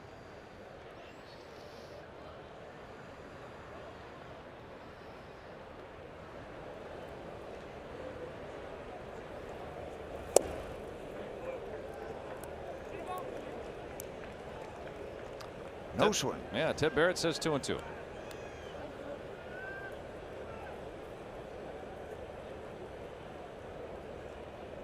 Cervelli in the number 3 spot tonight with Marte out there for the 3rd time in his career. Starting in that position in the order, and why not? He's been one of the most productive hitters in the league this season. And if you go by OPS since April 10th, he's the best in the National League. And Marte with the Pirates intending on calling up Austin Meadows tomorrow. Not sure if it would make sense if that's in response to Marte's unavailability. Big pitch coming up here for Mr. Lauer to stay in this ball game. I want to make sure Moroff doesn't get any ideas on 3-2.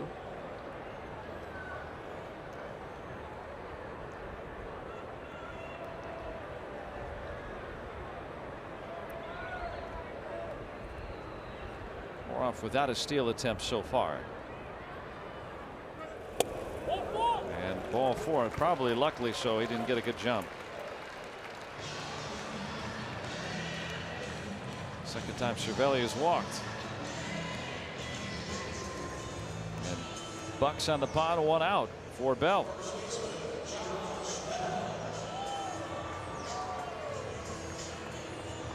This game is mirroring itself. Both pitchers rolling through the first 2. Running into a little trouble here in the 5th. And Lauer right now is on a very short leash. This is about where Cool stood. And then he gave up a big hit. And Bell singling in Moroff, and the Pirates have retied it here at 4. Bell is having a great May. Yes, he is, Joe.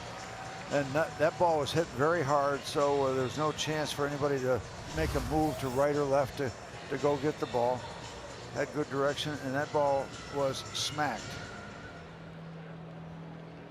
And the leash gets even tighter, shorter.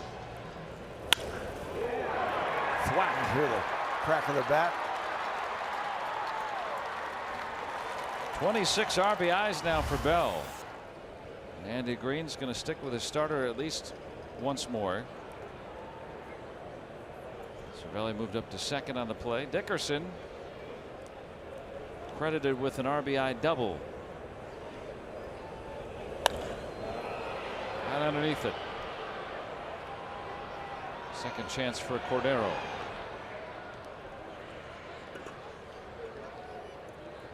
Men have to hold.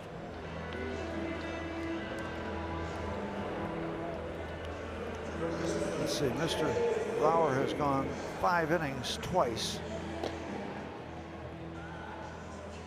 Rays. Simber, the submariner, Yeah. Stammen. They're going to make a change. And it made sense for him to leave Lauer in to face the left-hander and then make the move. And that's going to be it for Lauer. So 4 2/3 for the Padres starter. And Craig Stammen coming on.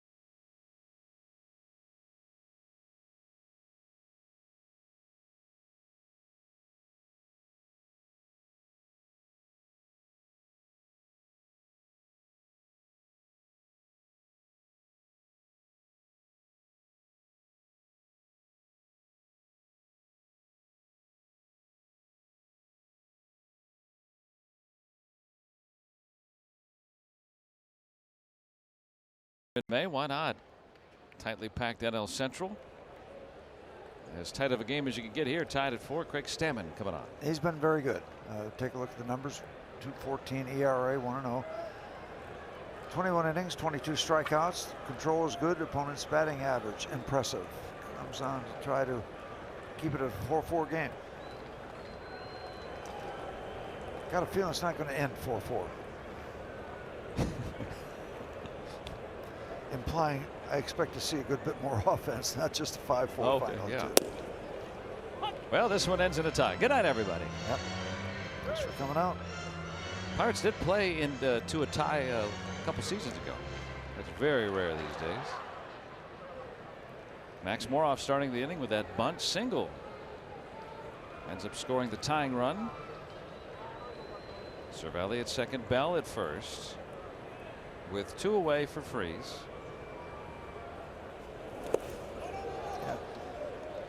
You know, even before Max put that bunt down, kind of a good concept because he had a left-hand pitcher that follows through toward third base. So that opens up that corridor, if you will, between the pitcher's mound and first base with the pitcher heading over toward third. So opened up the runway, and he placed it very nicely. Well done, Max.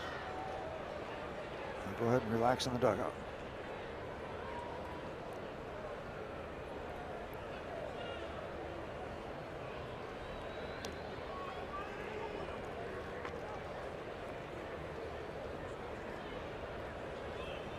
Freeze with a sac fly his last time up. Looking for a 2-out hit here. Got a hitter's count now.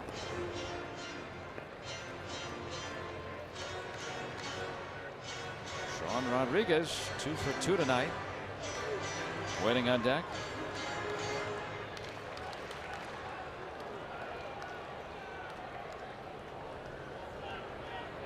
Cervelli walked. He's the lead runner. Bell with that RBI hit, trailing him.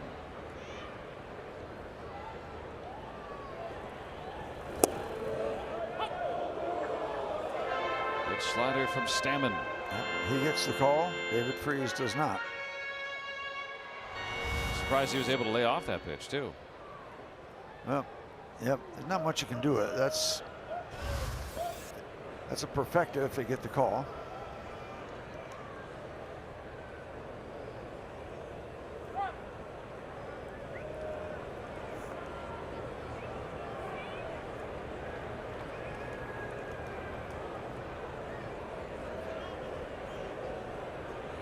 Time call. Yep. Stammen and Lopez having a difficult time getting on the same page with their signs.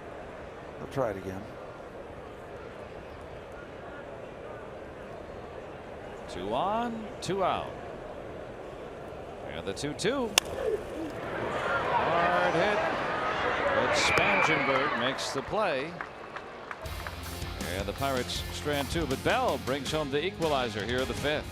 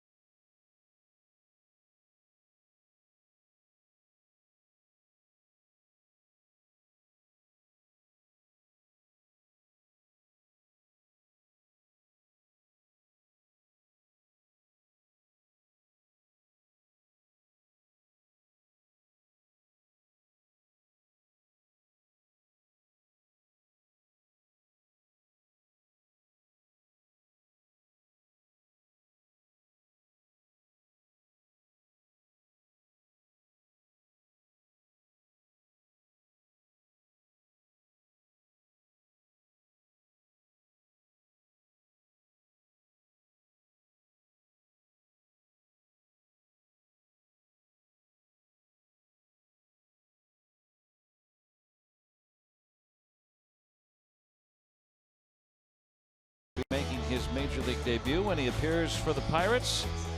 Just turned 23 years old. Long has been one of the Pirates' perceived top prospects and has been playing some center field, of course, a little left field there in Indianapolis, working on a hitting streak right now, 7-gamer. And with Starling Marte banged up, Pirates needing an outfielder, and it's good to have that depth in your farm system that you can go grab a guy like that. It's been a long journey for Austin, and congratulations. Look forward to seeing him here.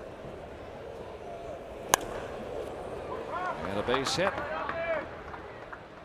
by the lefty batting Lopez against Stephen Brault. Nothing cheap on that one as he turned on it and hit it very hard into right field. And some of the tweets about Austin Meadows coming up. Happy to see his journey reach the Steel City. Yeah, he's got some relatives in the area too. That's what's going to be fun about that. That has some aunts and uncles and second cousins. Grandparents lived in McKeesport, and they would visit the area as a kid. Grew up in Georgia, but has ties to the area, and now definitely will have ties to Pittsburgh. We have a tie here in Pittsburgh, 4-4 in the 6th.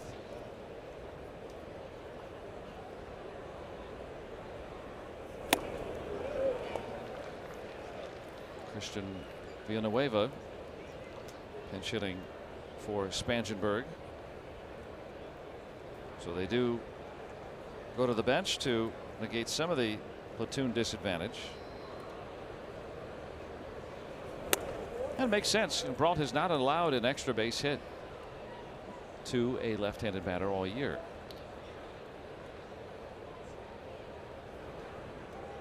And that includes in 5 starts as well. This is his 6th relief appearance.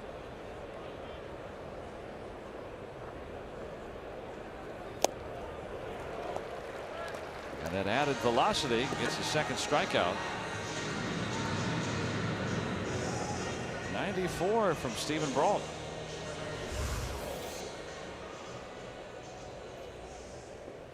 Not only a colorful arm, but an effective one. Got that colored in pattern on his arm, or both arms really. Calls it a futuristic pattern. It is.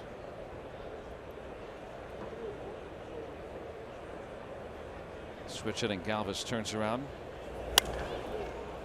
Down the line, fair ball. Lopez does not run well. And Dickerson will try it his 2nd. Goes as a double, and now the Padres back in business. Yeah, this thing going back and forth, back and forth, back and forth.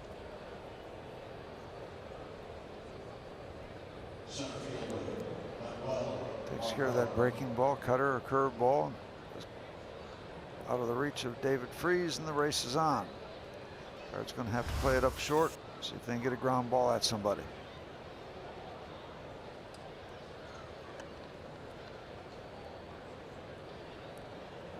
Lopez, who does not run well,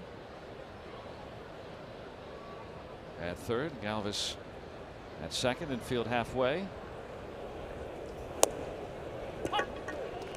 Margot does run well.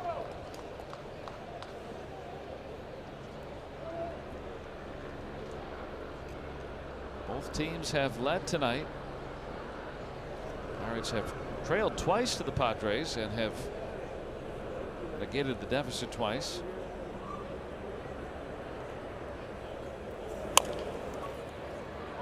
Coming home on contact. Just run him, run. Okay. And keep Margot at 1st. Good job. Step 1 of getting out of the mess. So Lopez out, coming home on contact. 2nd and 3rd one out. That's usually what you see, but you want to get that trailing runner, the batter runner, to 2nd base. Yep. If you can. You see Cervelli take the quick look. Running him back. Tag, and then he'll look again, and they keep him there. And that's the theory, right? I mean, Yep. why you had the contact play on second and third one out. Because if he gets the second, then you haven't lost it. You're still in business. That's standard play. So Andy Green now instead has men at the corners. So the Pirates flushing that out. The former Cub at the bat and Galvis at third with Margot at first. Matt Caesar pinch hitting for Stammen. Popped him up. And they had second and third, one out, and Brault gets out of it. He'll keep the game deadlocked here in the sixth.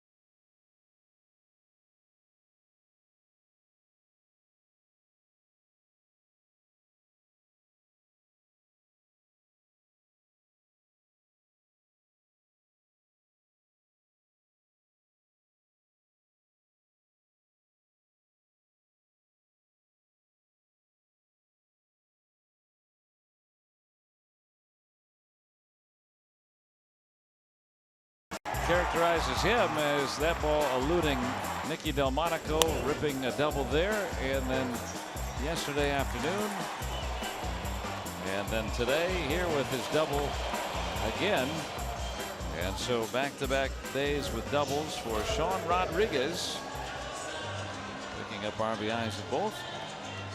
And on our UPMC scoreboard, Pirates and Padres tied at 4 as we get into the bottom of the sixth.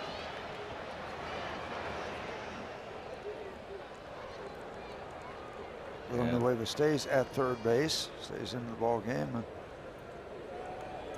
Adam Simber, right-hander, comes on to work his numbers. Rookie season.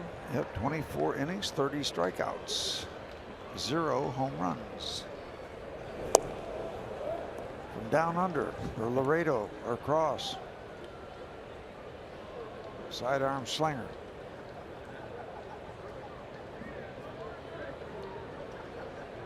And the righty batting Rodriguez.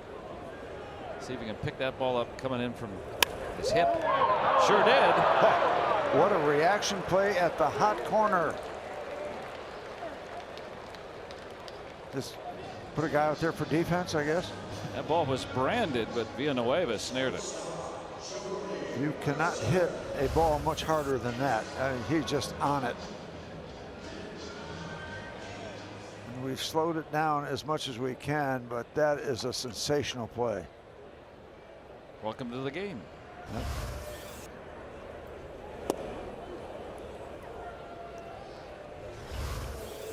This is instant 2 bases and just a great reaction. Villanueva just into the game after being a pinch hitter. 5'11" third baseman. And you see Sean Rodriguez frustrated. He can't hit it much harder. Should have had a third hit. Simber's an easy or interesting guy to watch because tall, and he goes down a little bit with the body. He goes stepping out toward third base and comes way back across. Yeah, he's 6'4" with all that long limbs, and even sets up with an angle where you don't see much. His angle. Yeah. Almost dragging that right knee, but then comes all the way across and around. That's a lot of body work to deliver a pitch. Did you teach that at your camp? Yeah. No. Look how he starts up. Left foot is pointing. Yeah, that creates that angle. It's pointing towards center field. I mean, there's a lot of stuff going on there. I don't know if I could stand like that. Well, maybe that's part of the deception then. Simber gets the out.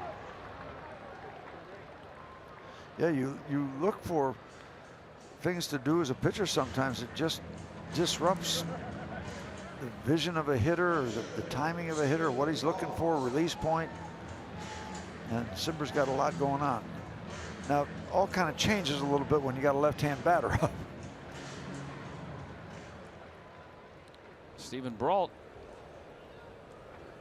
No sure out at the plate by any means.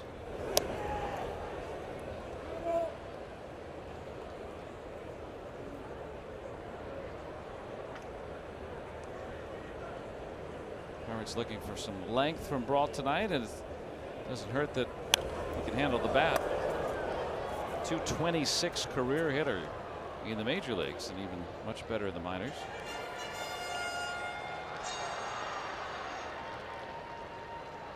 Makes a decision like that a little easier.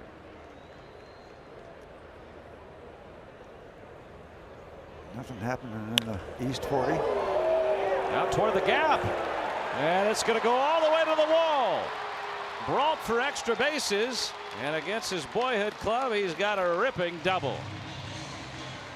He can pinch run, he can pitch, he can hit. He's out there representing the go-ahead run. That was no cheapie either. Out over the plate, sends it where it's pitched, left center field. Easy two-bagger. Now you get another lefty who has a better look from Simber. All the way to the wall for Steven. Hey, good luck. Terry in the right place at the right time. That's always the case. So Brault with his second career double. And Max Moroff sends it foul. Not by much.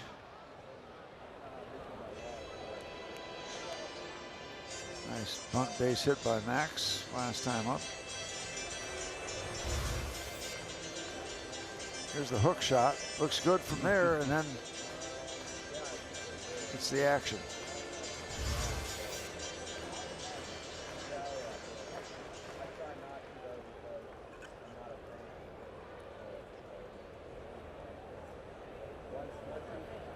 Brault at second with 2 outs.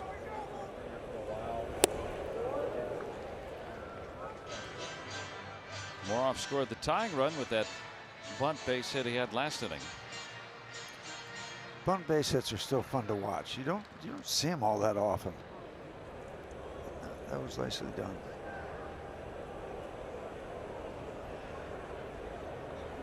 Here's the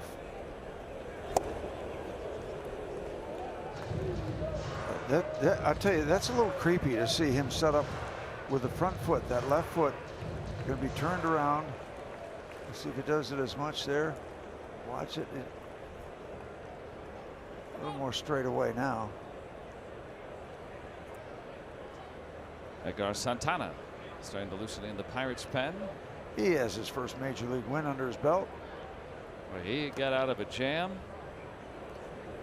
Went on with the bases loaded and in a 3-1 count. Able to get the final out.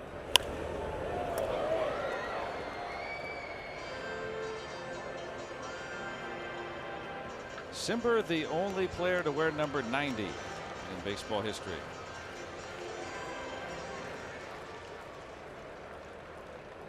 Or point his foot north, due north. That's an interesting stance. Puyallup, Washington. There it goes. There it goes. It's creepy. I'll tell you, it's creepy, but it's effective.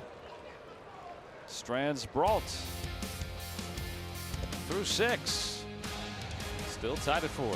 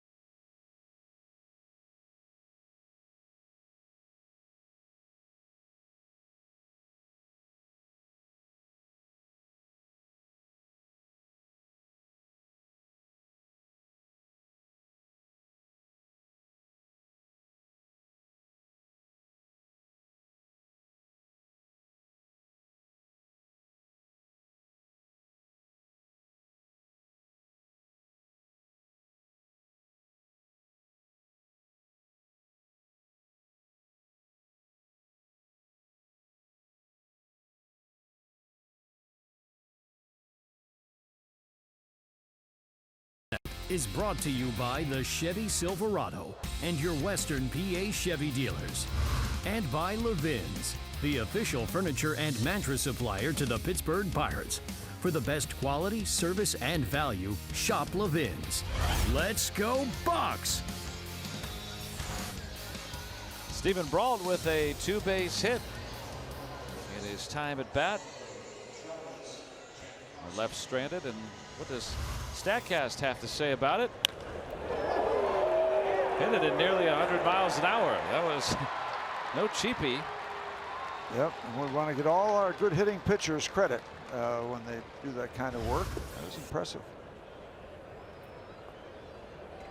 So did his ability to wiggle out of a jam last top of the 6th. Yeah, 2nd and 3rd, 1 out.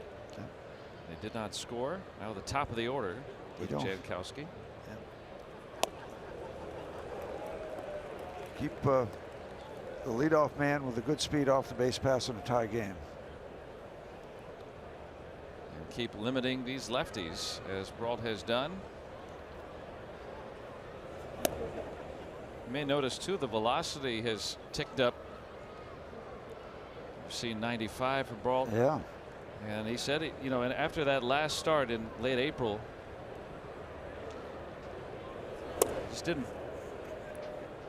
he didn't throw as hard as he could, and he hadn't been doing that as a starter all the time. And he admitted that he just kind of took his foot off the gas. Remember, he had a couple of good innings and then wasn't pitching great after that. And velocity doesn't always tell the whole story, whether you're pitching great or not, of course, but it's taken him a while to understand that, you know, he needs to be kind of more of a max effort type guy, because he was trying to hit spots and, you know, maybe lessening up a little bit, but he's not going to, he admits to himself, he's not going to be the kind of guy that's going to be pinpoint with command anyway. Well, and the thing is, if you have the capacity to throw it 3 or 4 miles an hour faster, do it. It's a good thing. It's a good thing. Oh, what a nice location that was, in under the hands. He got him to chase. Would have been ball 4, but it really was swing and miss for strike 3. When he drops down a little bit, back in, and then that had to look like it had the inside corner, and then had that late movement in toward his body. Terrific pitch. It kind of drops down a little bit too, sometimes against lefties. often with the fastball.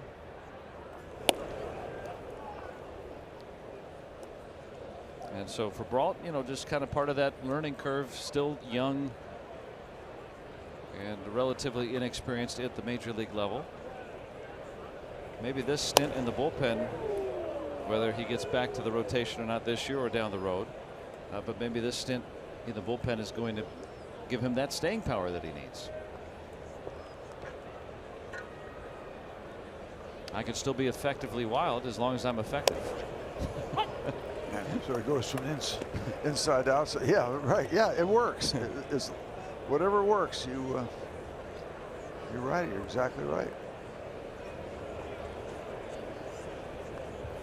And to me, that's a game changer. I mean, if not that a guy throwing 91, 92 can't be effective at the major league level, but if you don't have great command, then you really need that second pitch, and he doesn't have that, you know, wipeout slider. You throw a 94, 95, and you're in the general vicinity. Yeah, and that's as you say, that's an increase. So maybe it's the paint on the arms. Maybe that's got something to do with it. A little color on that fastball. Hey, this week on an all-new edition of Inside Pirates Baseball, discover the unique connection between the Pirates' greatest pitcher and their current Double-A hitting coach. Plus, find out where you can take a tour devoted entirely to Carnegie's favorite son, Hannes Wagner. Those stories and our top plays debut this Saturday after Pirates postgame. 4-4 here in the 7th. I got to make it up to that museum, the Hannes Wagner Museum. I still haven't gone yet. They're on Main Street. Franchi Cordero 0 for 3 tonight.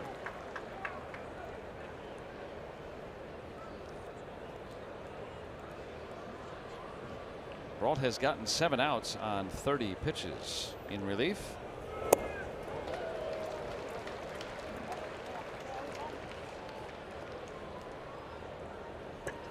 Well, he's been holding the fort. Nothing determined, nothing settled yet, nothing finalized.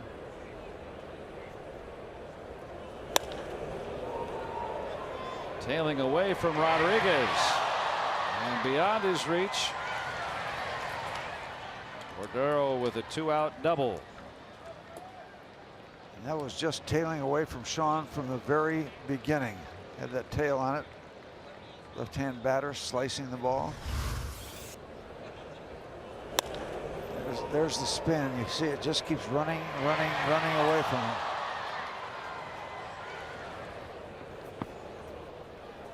Look on our Allegheny Health Network Supermo. I think Rodriguez is a fine defensive center fielder. Very fundamentally sound, but that is a play that you miss Starling Marte and his speed. Few can close gaps like Marte can.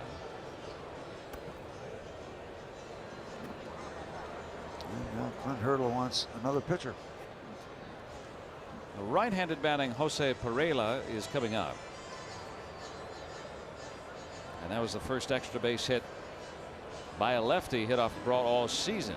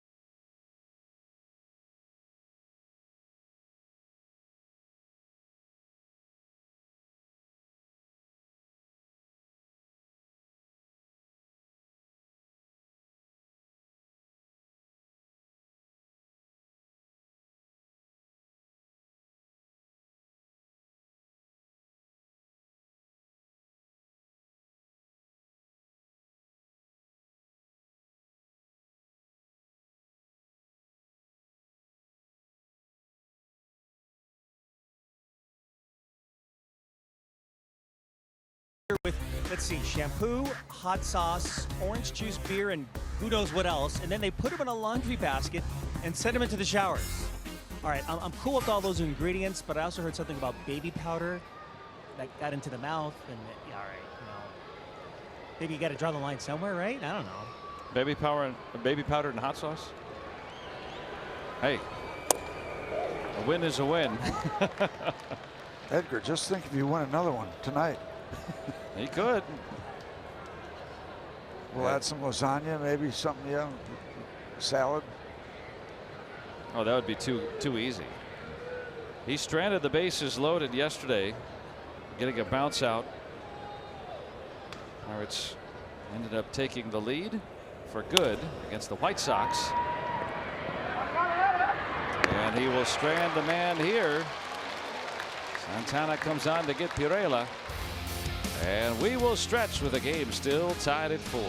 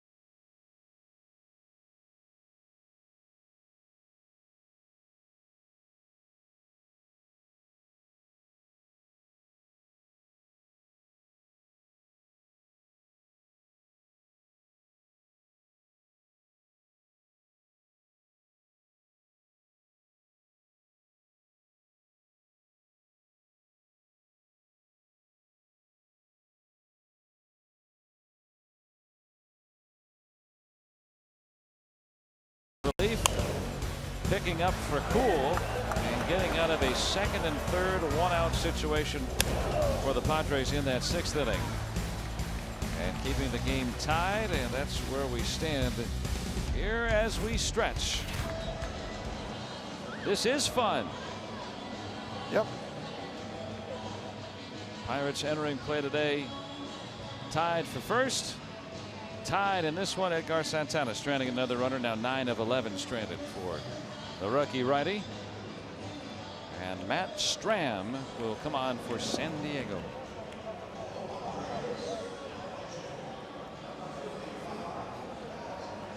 Young left-hander.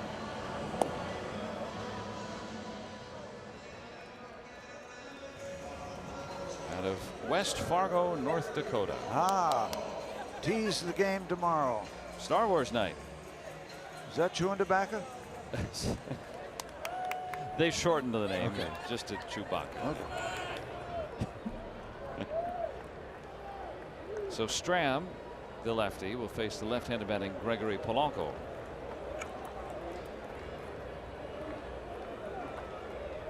He was 0 for 3 tonight against the lefty starter Eric Lauer, who lasted 4 2/3 for the Padres.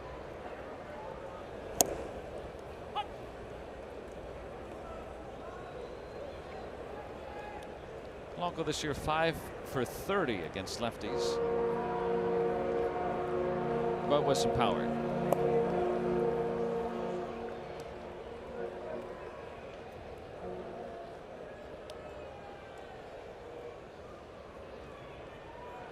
Trying to untie this one again.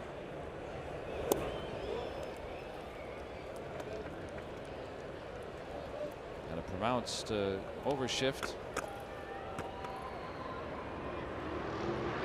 Shortstop Galvis at the right of your screen. He's the only man on the left side. There they are lined up. The lonely left end, Freddie Galvis. Villanueva is the third baseman playing over there.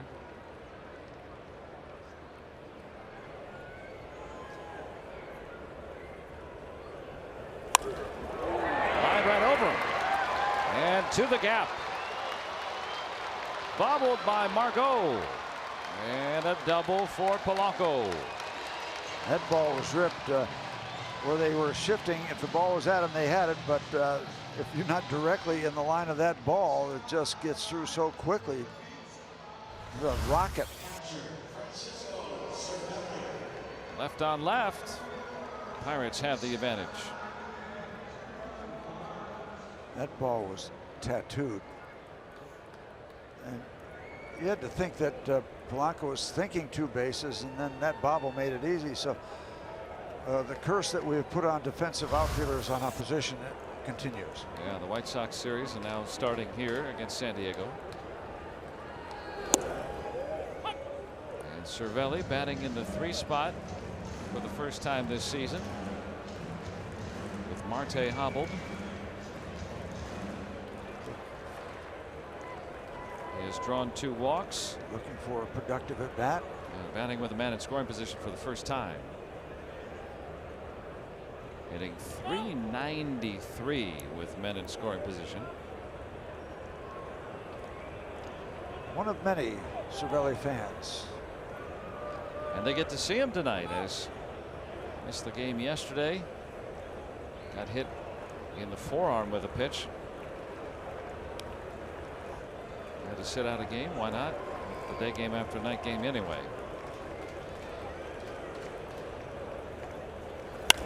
He blasts that out to center. Margot able to haul it in. And Polanco will tag. He's at third with 1 out. And that's just bad luck, because he just buggy whipped that ball. That ball was just on a laser. It's still a productive out. Yep. You wish for more for him for that kind of contact. That ball is hit. Margot with a very good jump.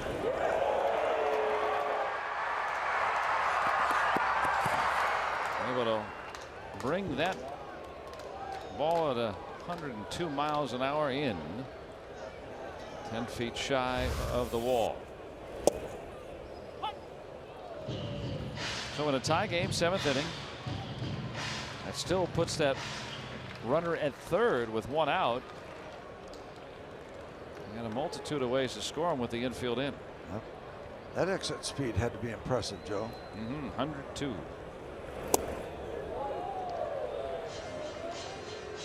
Bell with 2 hits already tonight. He has brought home the runner at third with fewer than 2 outs more than half the time.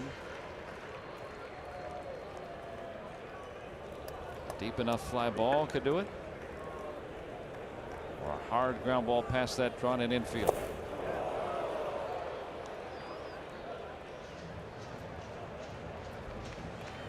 Stram gave him the flim flam there. Yeah, that was a lunge.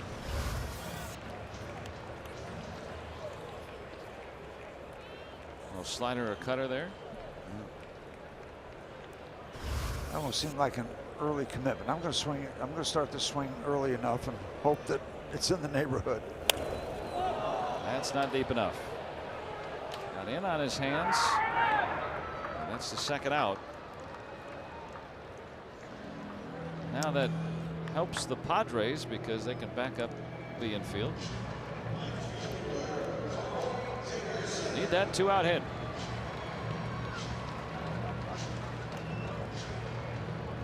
Corey Dickerson benefited from a misplay in the 4th, credited with an RBI double. Team leader with 28 RBIs.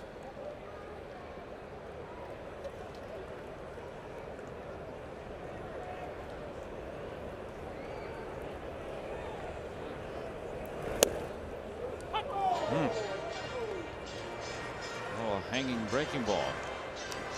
Very limited action for Stram. He's not throwing a wild pitch, in case you're wondering about that, with the Pirate runner at third base. And there he is.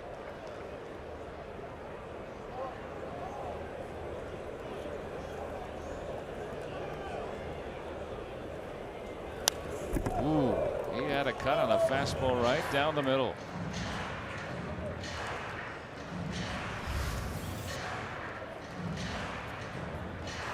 That one looked good. You don't always catch up to it. Well, don't count out Dickerson with 2 strikes. He's one of the better hitters around. After he's fallen down 2 strikes. Go ahead run at third. Off Villanueva's glove, and the Pirates will retake the lead. How about that? That's a guy that made a fabulous play when he entered the ball game to play third base. And this one, pretty routine. It cost him. And to be quite honest, when you are struggling, that kind of thing will happen. When you're playing well, you make that play. And just the way baseball is. Tries to take it on the backhand. Comes out of the webbing. And end of opportunity to shut down the Pirates here in the bottom of the seventh.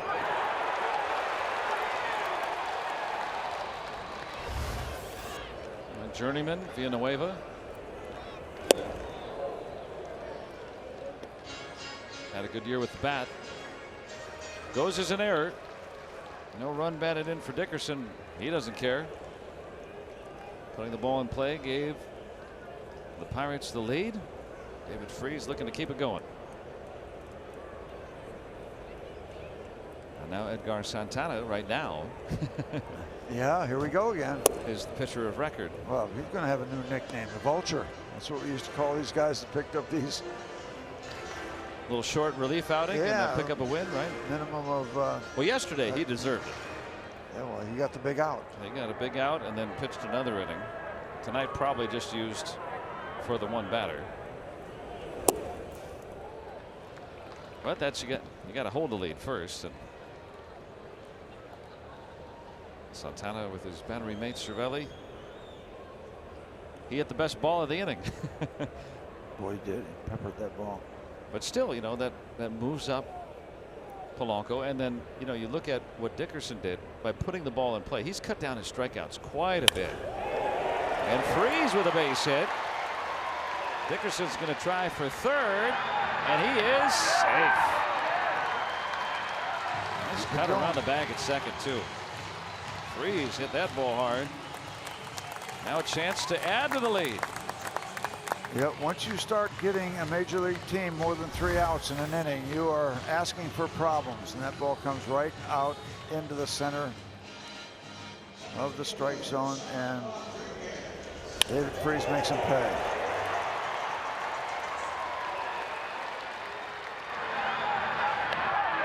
Really good job of base running by Dickerson. Stays on the bag, the old pop-up slide. Andy Green is out. And they'll have to turn to another reliever. Kirby Yates is going to come on for San Diego.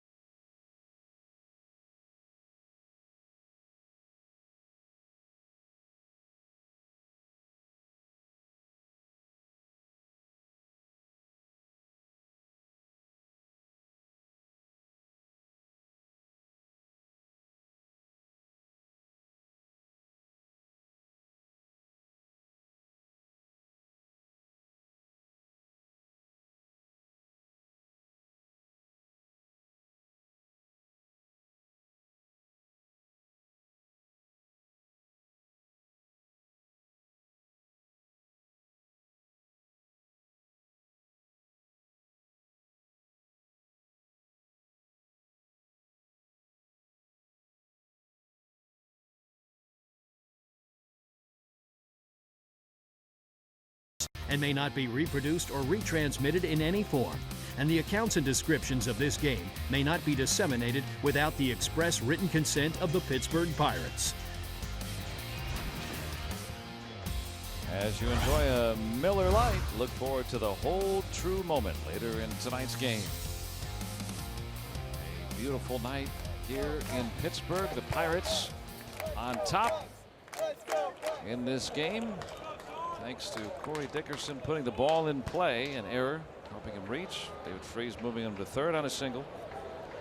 And now Kirby Yates with squeaky clean numbers, making his 16th appearance. .71 ERA.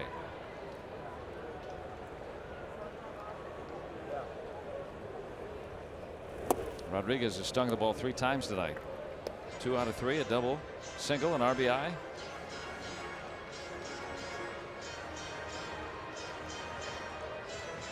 Two-out chance here.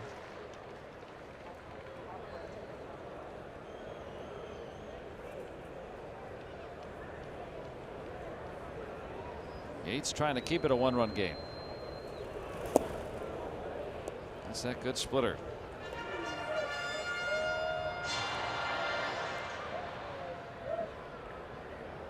Yates has been throwing that more and more, and that's been a big reason why that swing and miss has become one of the best for a reliever in baseball.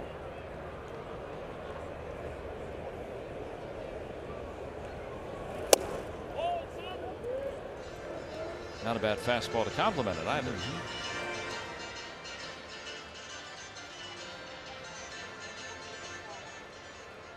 Santana on the right now, the pitcher of record, and Michael Feliz starting to loosen. He pitched a clean 8th yesterday. Looks like he'll be asked to do the same. Rodriguez down the line and foul. Too much hang time. Almost seems like a natural progression. If you're going to make a change with your 8th inning guy, you've had a 7th inning guy's done well. That they move Contos out. That it would be Feliz. Although I know you guys talked to Clint Hurdle, and he talked about a lot of possibilities, a lot of candidates to work the 8th inning. But I think if Feliz gets early opportunities, does it well, it feels like a kind of a natural progression. Most logical. Man at the corners, 2 outs, narrowly scored at least another run.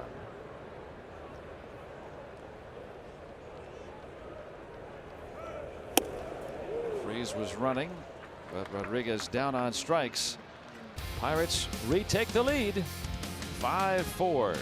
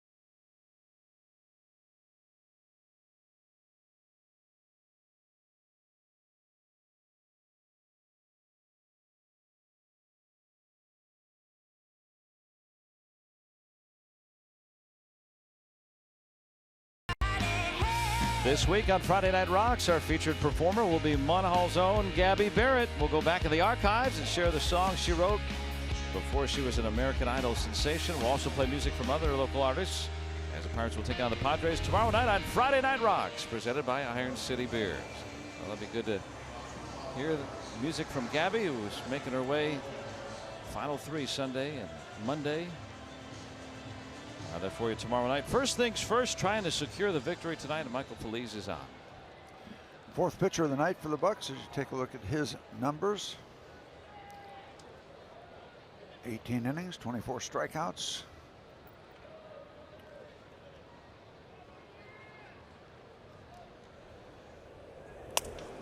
Broke Lopez's bat. And one pitch and one out for Feliz. And while we have a moment, want to send along get well wishes to a great lifelong Pirate fan, Barb Van Epps of Pleasantville. Got some health issues going on, but Barb, we wish you well, and try to win this one by the Bucks for you. We're what, 5 outs away. In this one-run game, Christian Villanueva, big-time home run hitter. You know, he's looking to atone from the misplay at third base that gave the Pirates the lead. Well, he has had a very streaky season at the plate.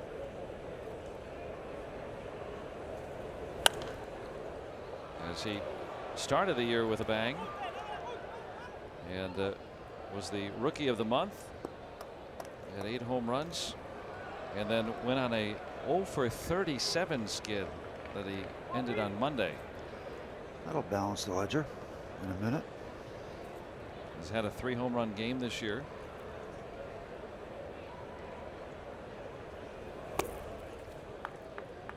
'98 from Feliz.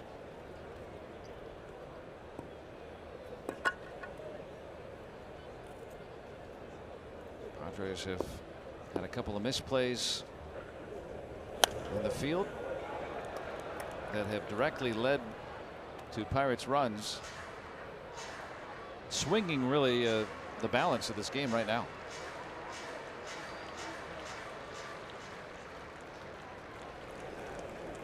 Cordero with a ball that eluded him, went for a double and a run in.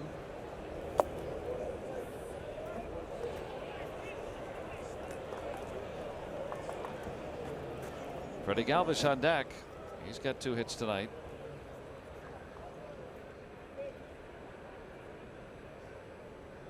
Feliz has done a good job when he's come on in the 7th or later in a tight game, a tie game, or a lead of 3 runs or fewer. He's allowed 1 run in 11 1/3 innings after opening day. A really rough opening. He's gotten the first 2 outs here in the 8th. Game 1 of this series nearing a conclusion.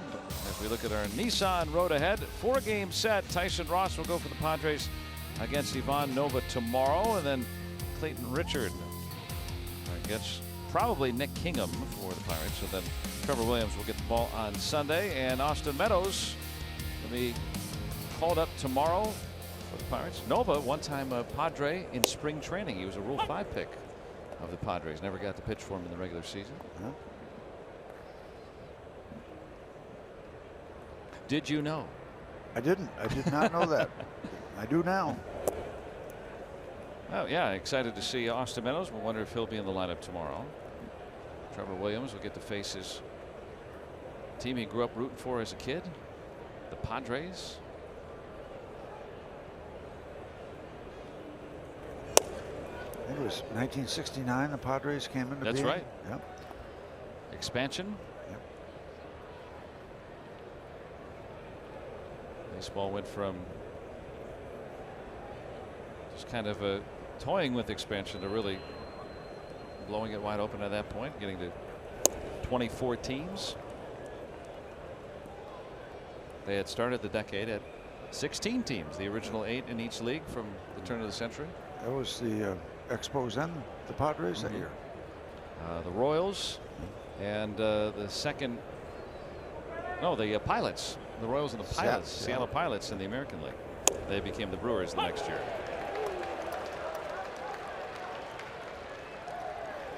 It was fun playing the Expos and the Padres those first couple of years, first handful of years. They were still finding their way. It wasn't like the Vegas Golden Knights in the NHL. No, They no. go to the conference finals their first year. Right. Wasn't the 27 Yankees either. Strike 3 call. You could hear Will Little say so. And a 1-2-3 inning for Michael Feliz. Keeps the Pirates in the lead. And Galvis is gone.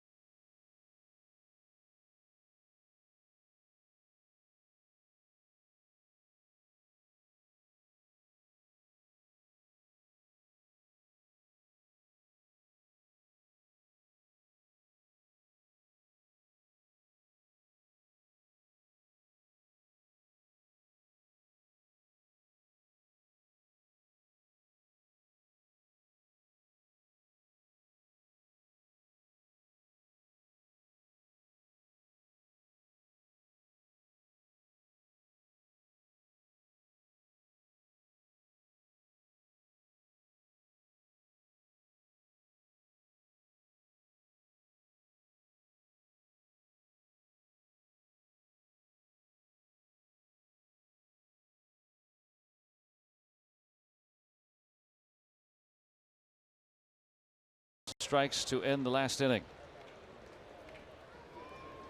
What do you think, Steve? I think it's a strike, and I think they're going to throw him out. It was a strike, and throws the helmet, but then if he had not come back after the helmet, they let him walk into the dugout. Then he had to add on. Yep. And so that's that. So Christian Villanueva moves from third base to short. Remember, he made that key error at third. That opened the door for the Pirates' run. Last inning put the Pirates in the lead.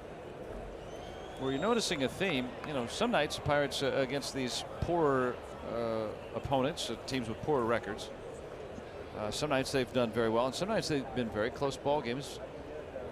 And the Pirates have taken advantage more often than not on those, you know, an error or a misplay. That's a nice play by Aswahe. And by the way, Joe, Pirates are 8-3 in one-run games, including 5-0 in this ballpark. So we got another one-runner here. They added, put that total up a notch yesterday. And Clint Hurdle will go with Jose Osuna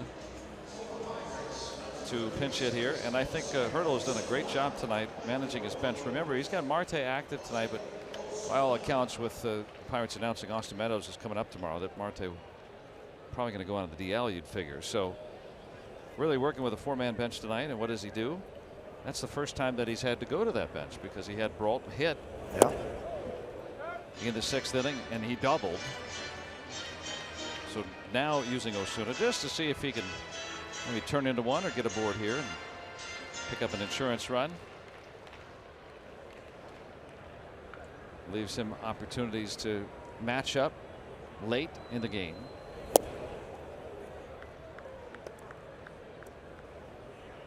He also brought in Brault, relieving Cool, knowing that the Padres had a very left-handed late-in lineup that forced the Padres to have to bring in a few right-handed batters here and there and empty their bench, so to speak. Swahe has a second out, so just into the game, very active.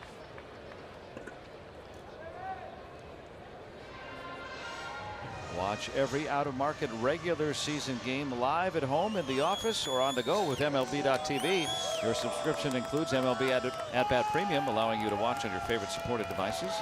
Blackout and other restrictions apply. Visit MLB.tv for details. I like how they encourage you to watch in the office. Yeah. Hey, I got a meeting. Pirates are on.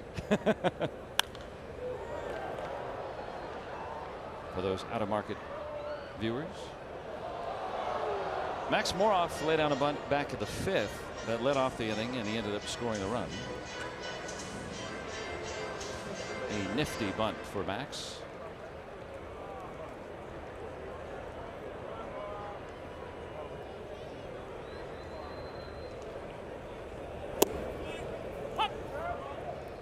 What you'd like to see now is for Max to hit the ball in the river, showing he's got fire and the ice, or the ice and the fire.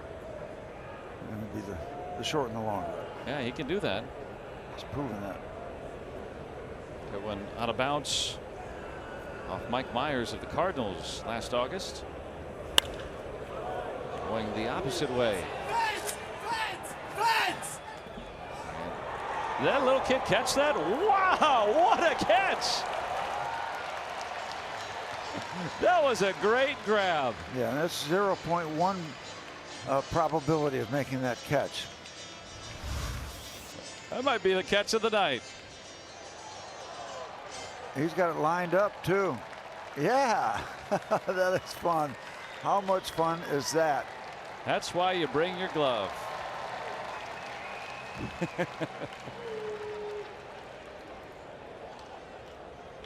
Got the snow cone. I think he had it long enough to get the official out. I'm sure he did. Yeah, the guys on the field don't have to deal with steps. Or concrete, yeah. Yeah. Yeah. Oh, that's terrific. I like his buddy too. He knows how to, put his glove in front of his mouth to talk. I think we're on TV right now. I don't want anyone to know our conversation. Yeah. No subtleties anymore. not after that. That was just pure joy right there. That is going to be all over the place. Nice catch. Earn that souvenir. Cordero couldn't get it, but he sure could. Nice catch, young man.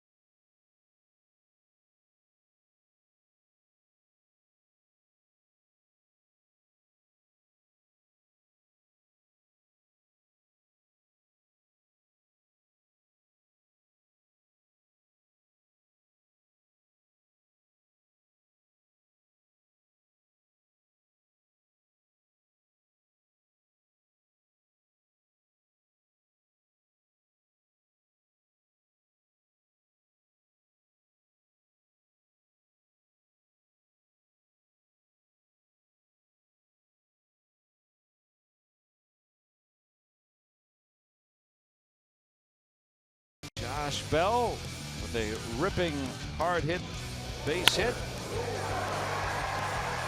That brought in a run, and that was the highest exit velocity of the game, 111 miles an hour. And the second hardest baseball tonight. Bell has the hardest hit ball by the Pirates this season. I tell you, to beat the ball that Polanco hit, that's pretty impressive, because Gregory just ripped that ball to center field when he hit the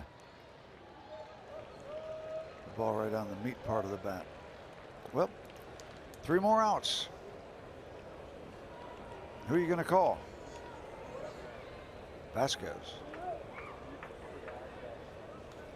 He is 8 for 8 in save opportunities.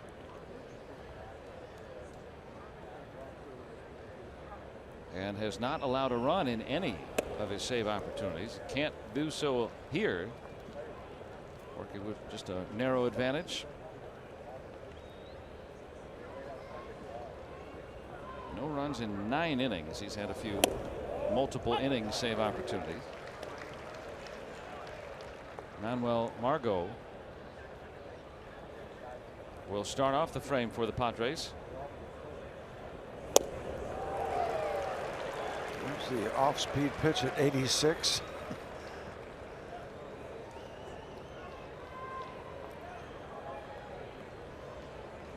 And Felipe, you got him in a tough spot. 98 inside. Had that rough opening day, but since then 1 earned run in 17 innings for Vasquez.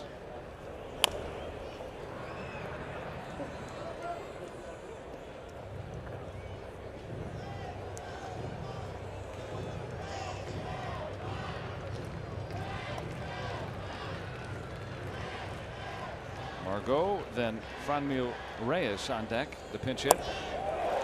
He'll be coming up with 1 out.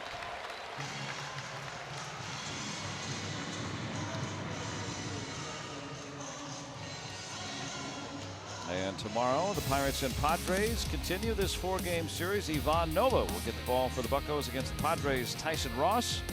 Our coverage starts with Pirates pregame presented by WB Mason at 6:30 right here on AT&T Sportsnet.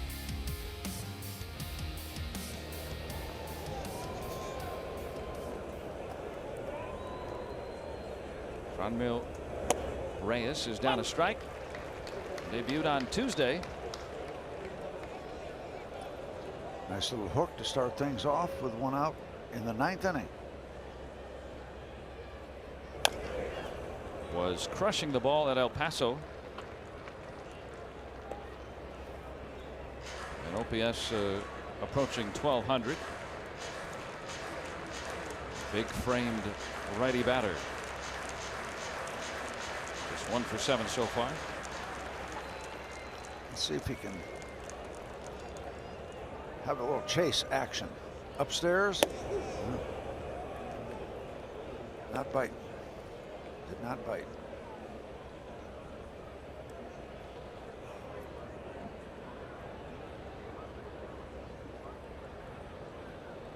Still ahead of ball and 2 strikes. And there are 2 outs.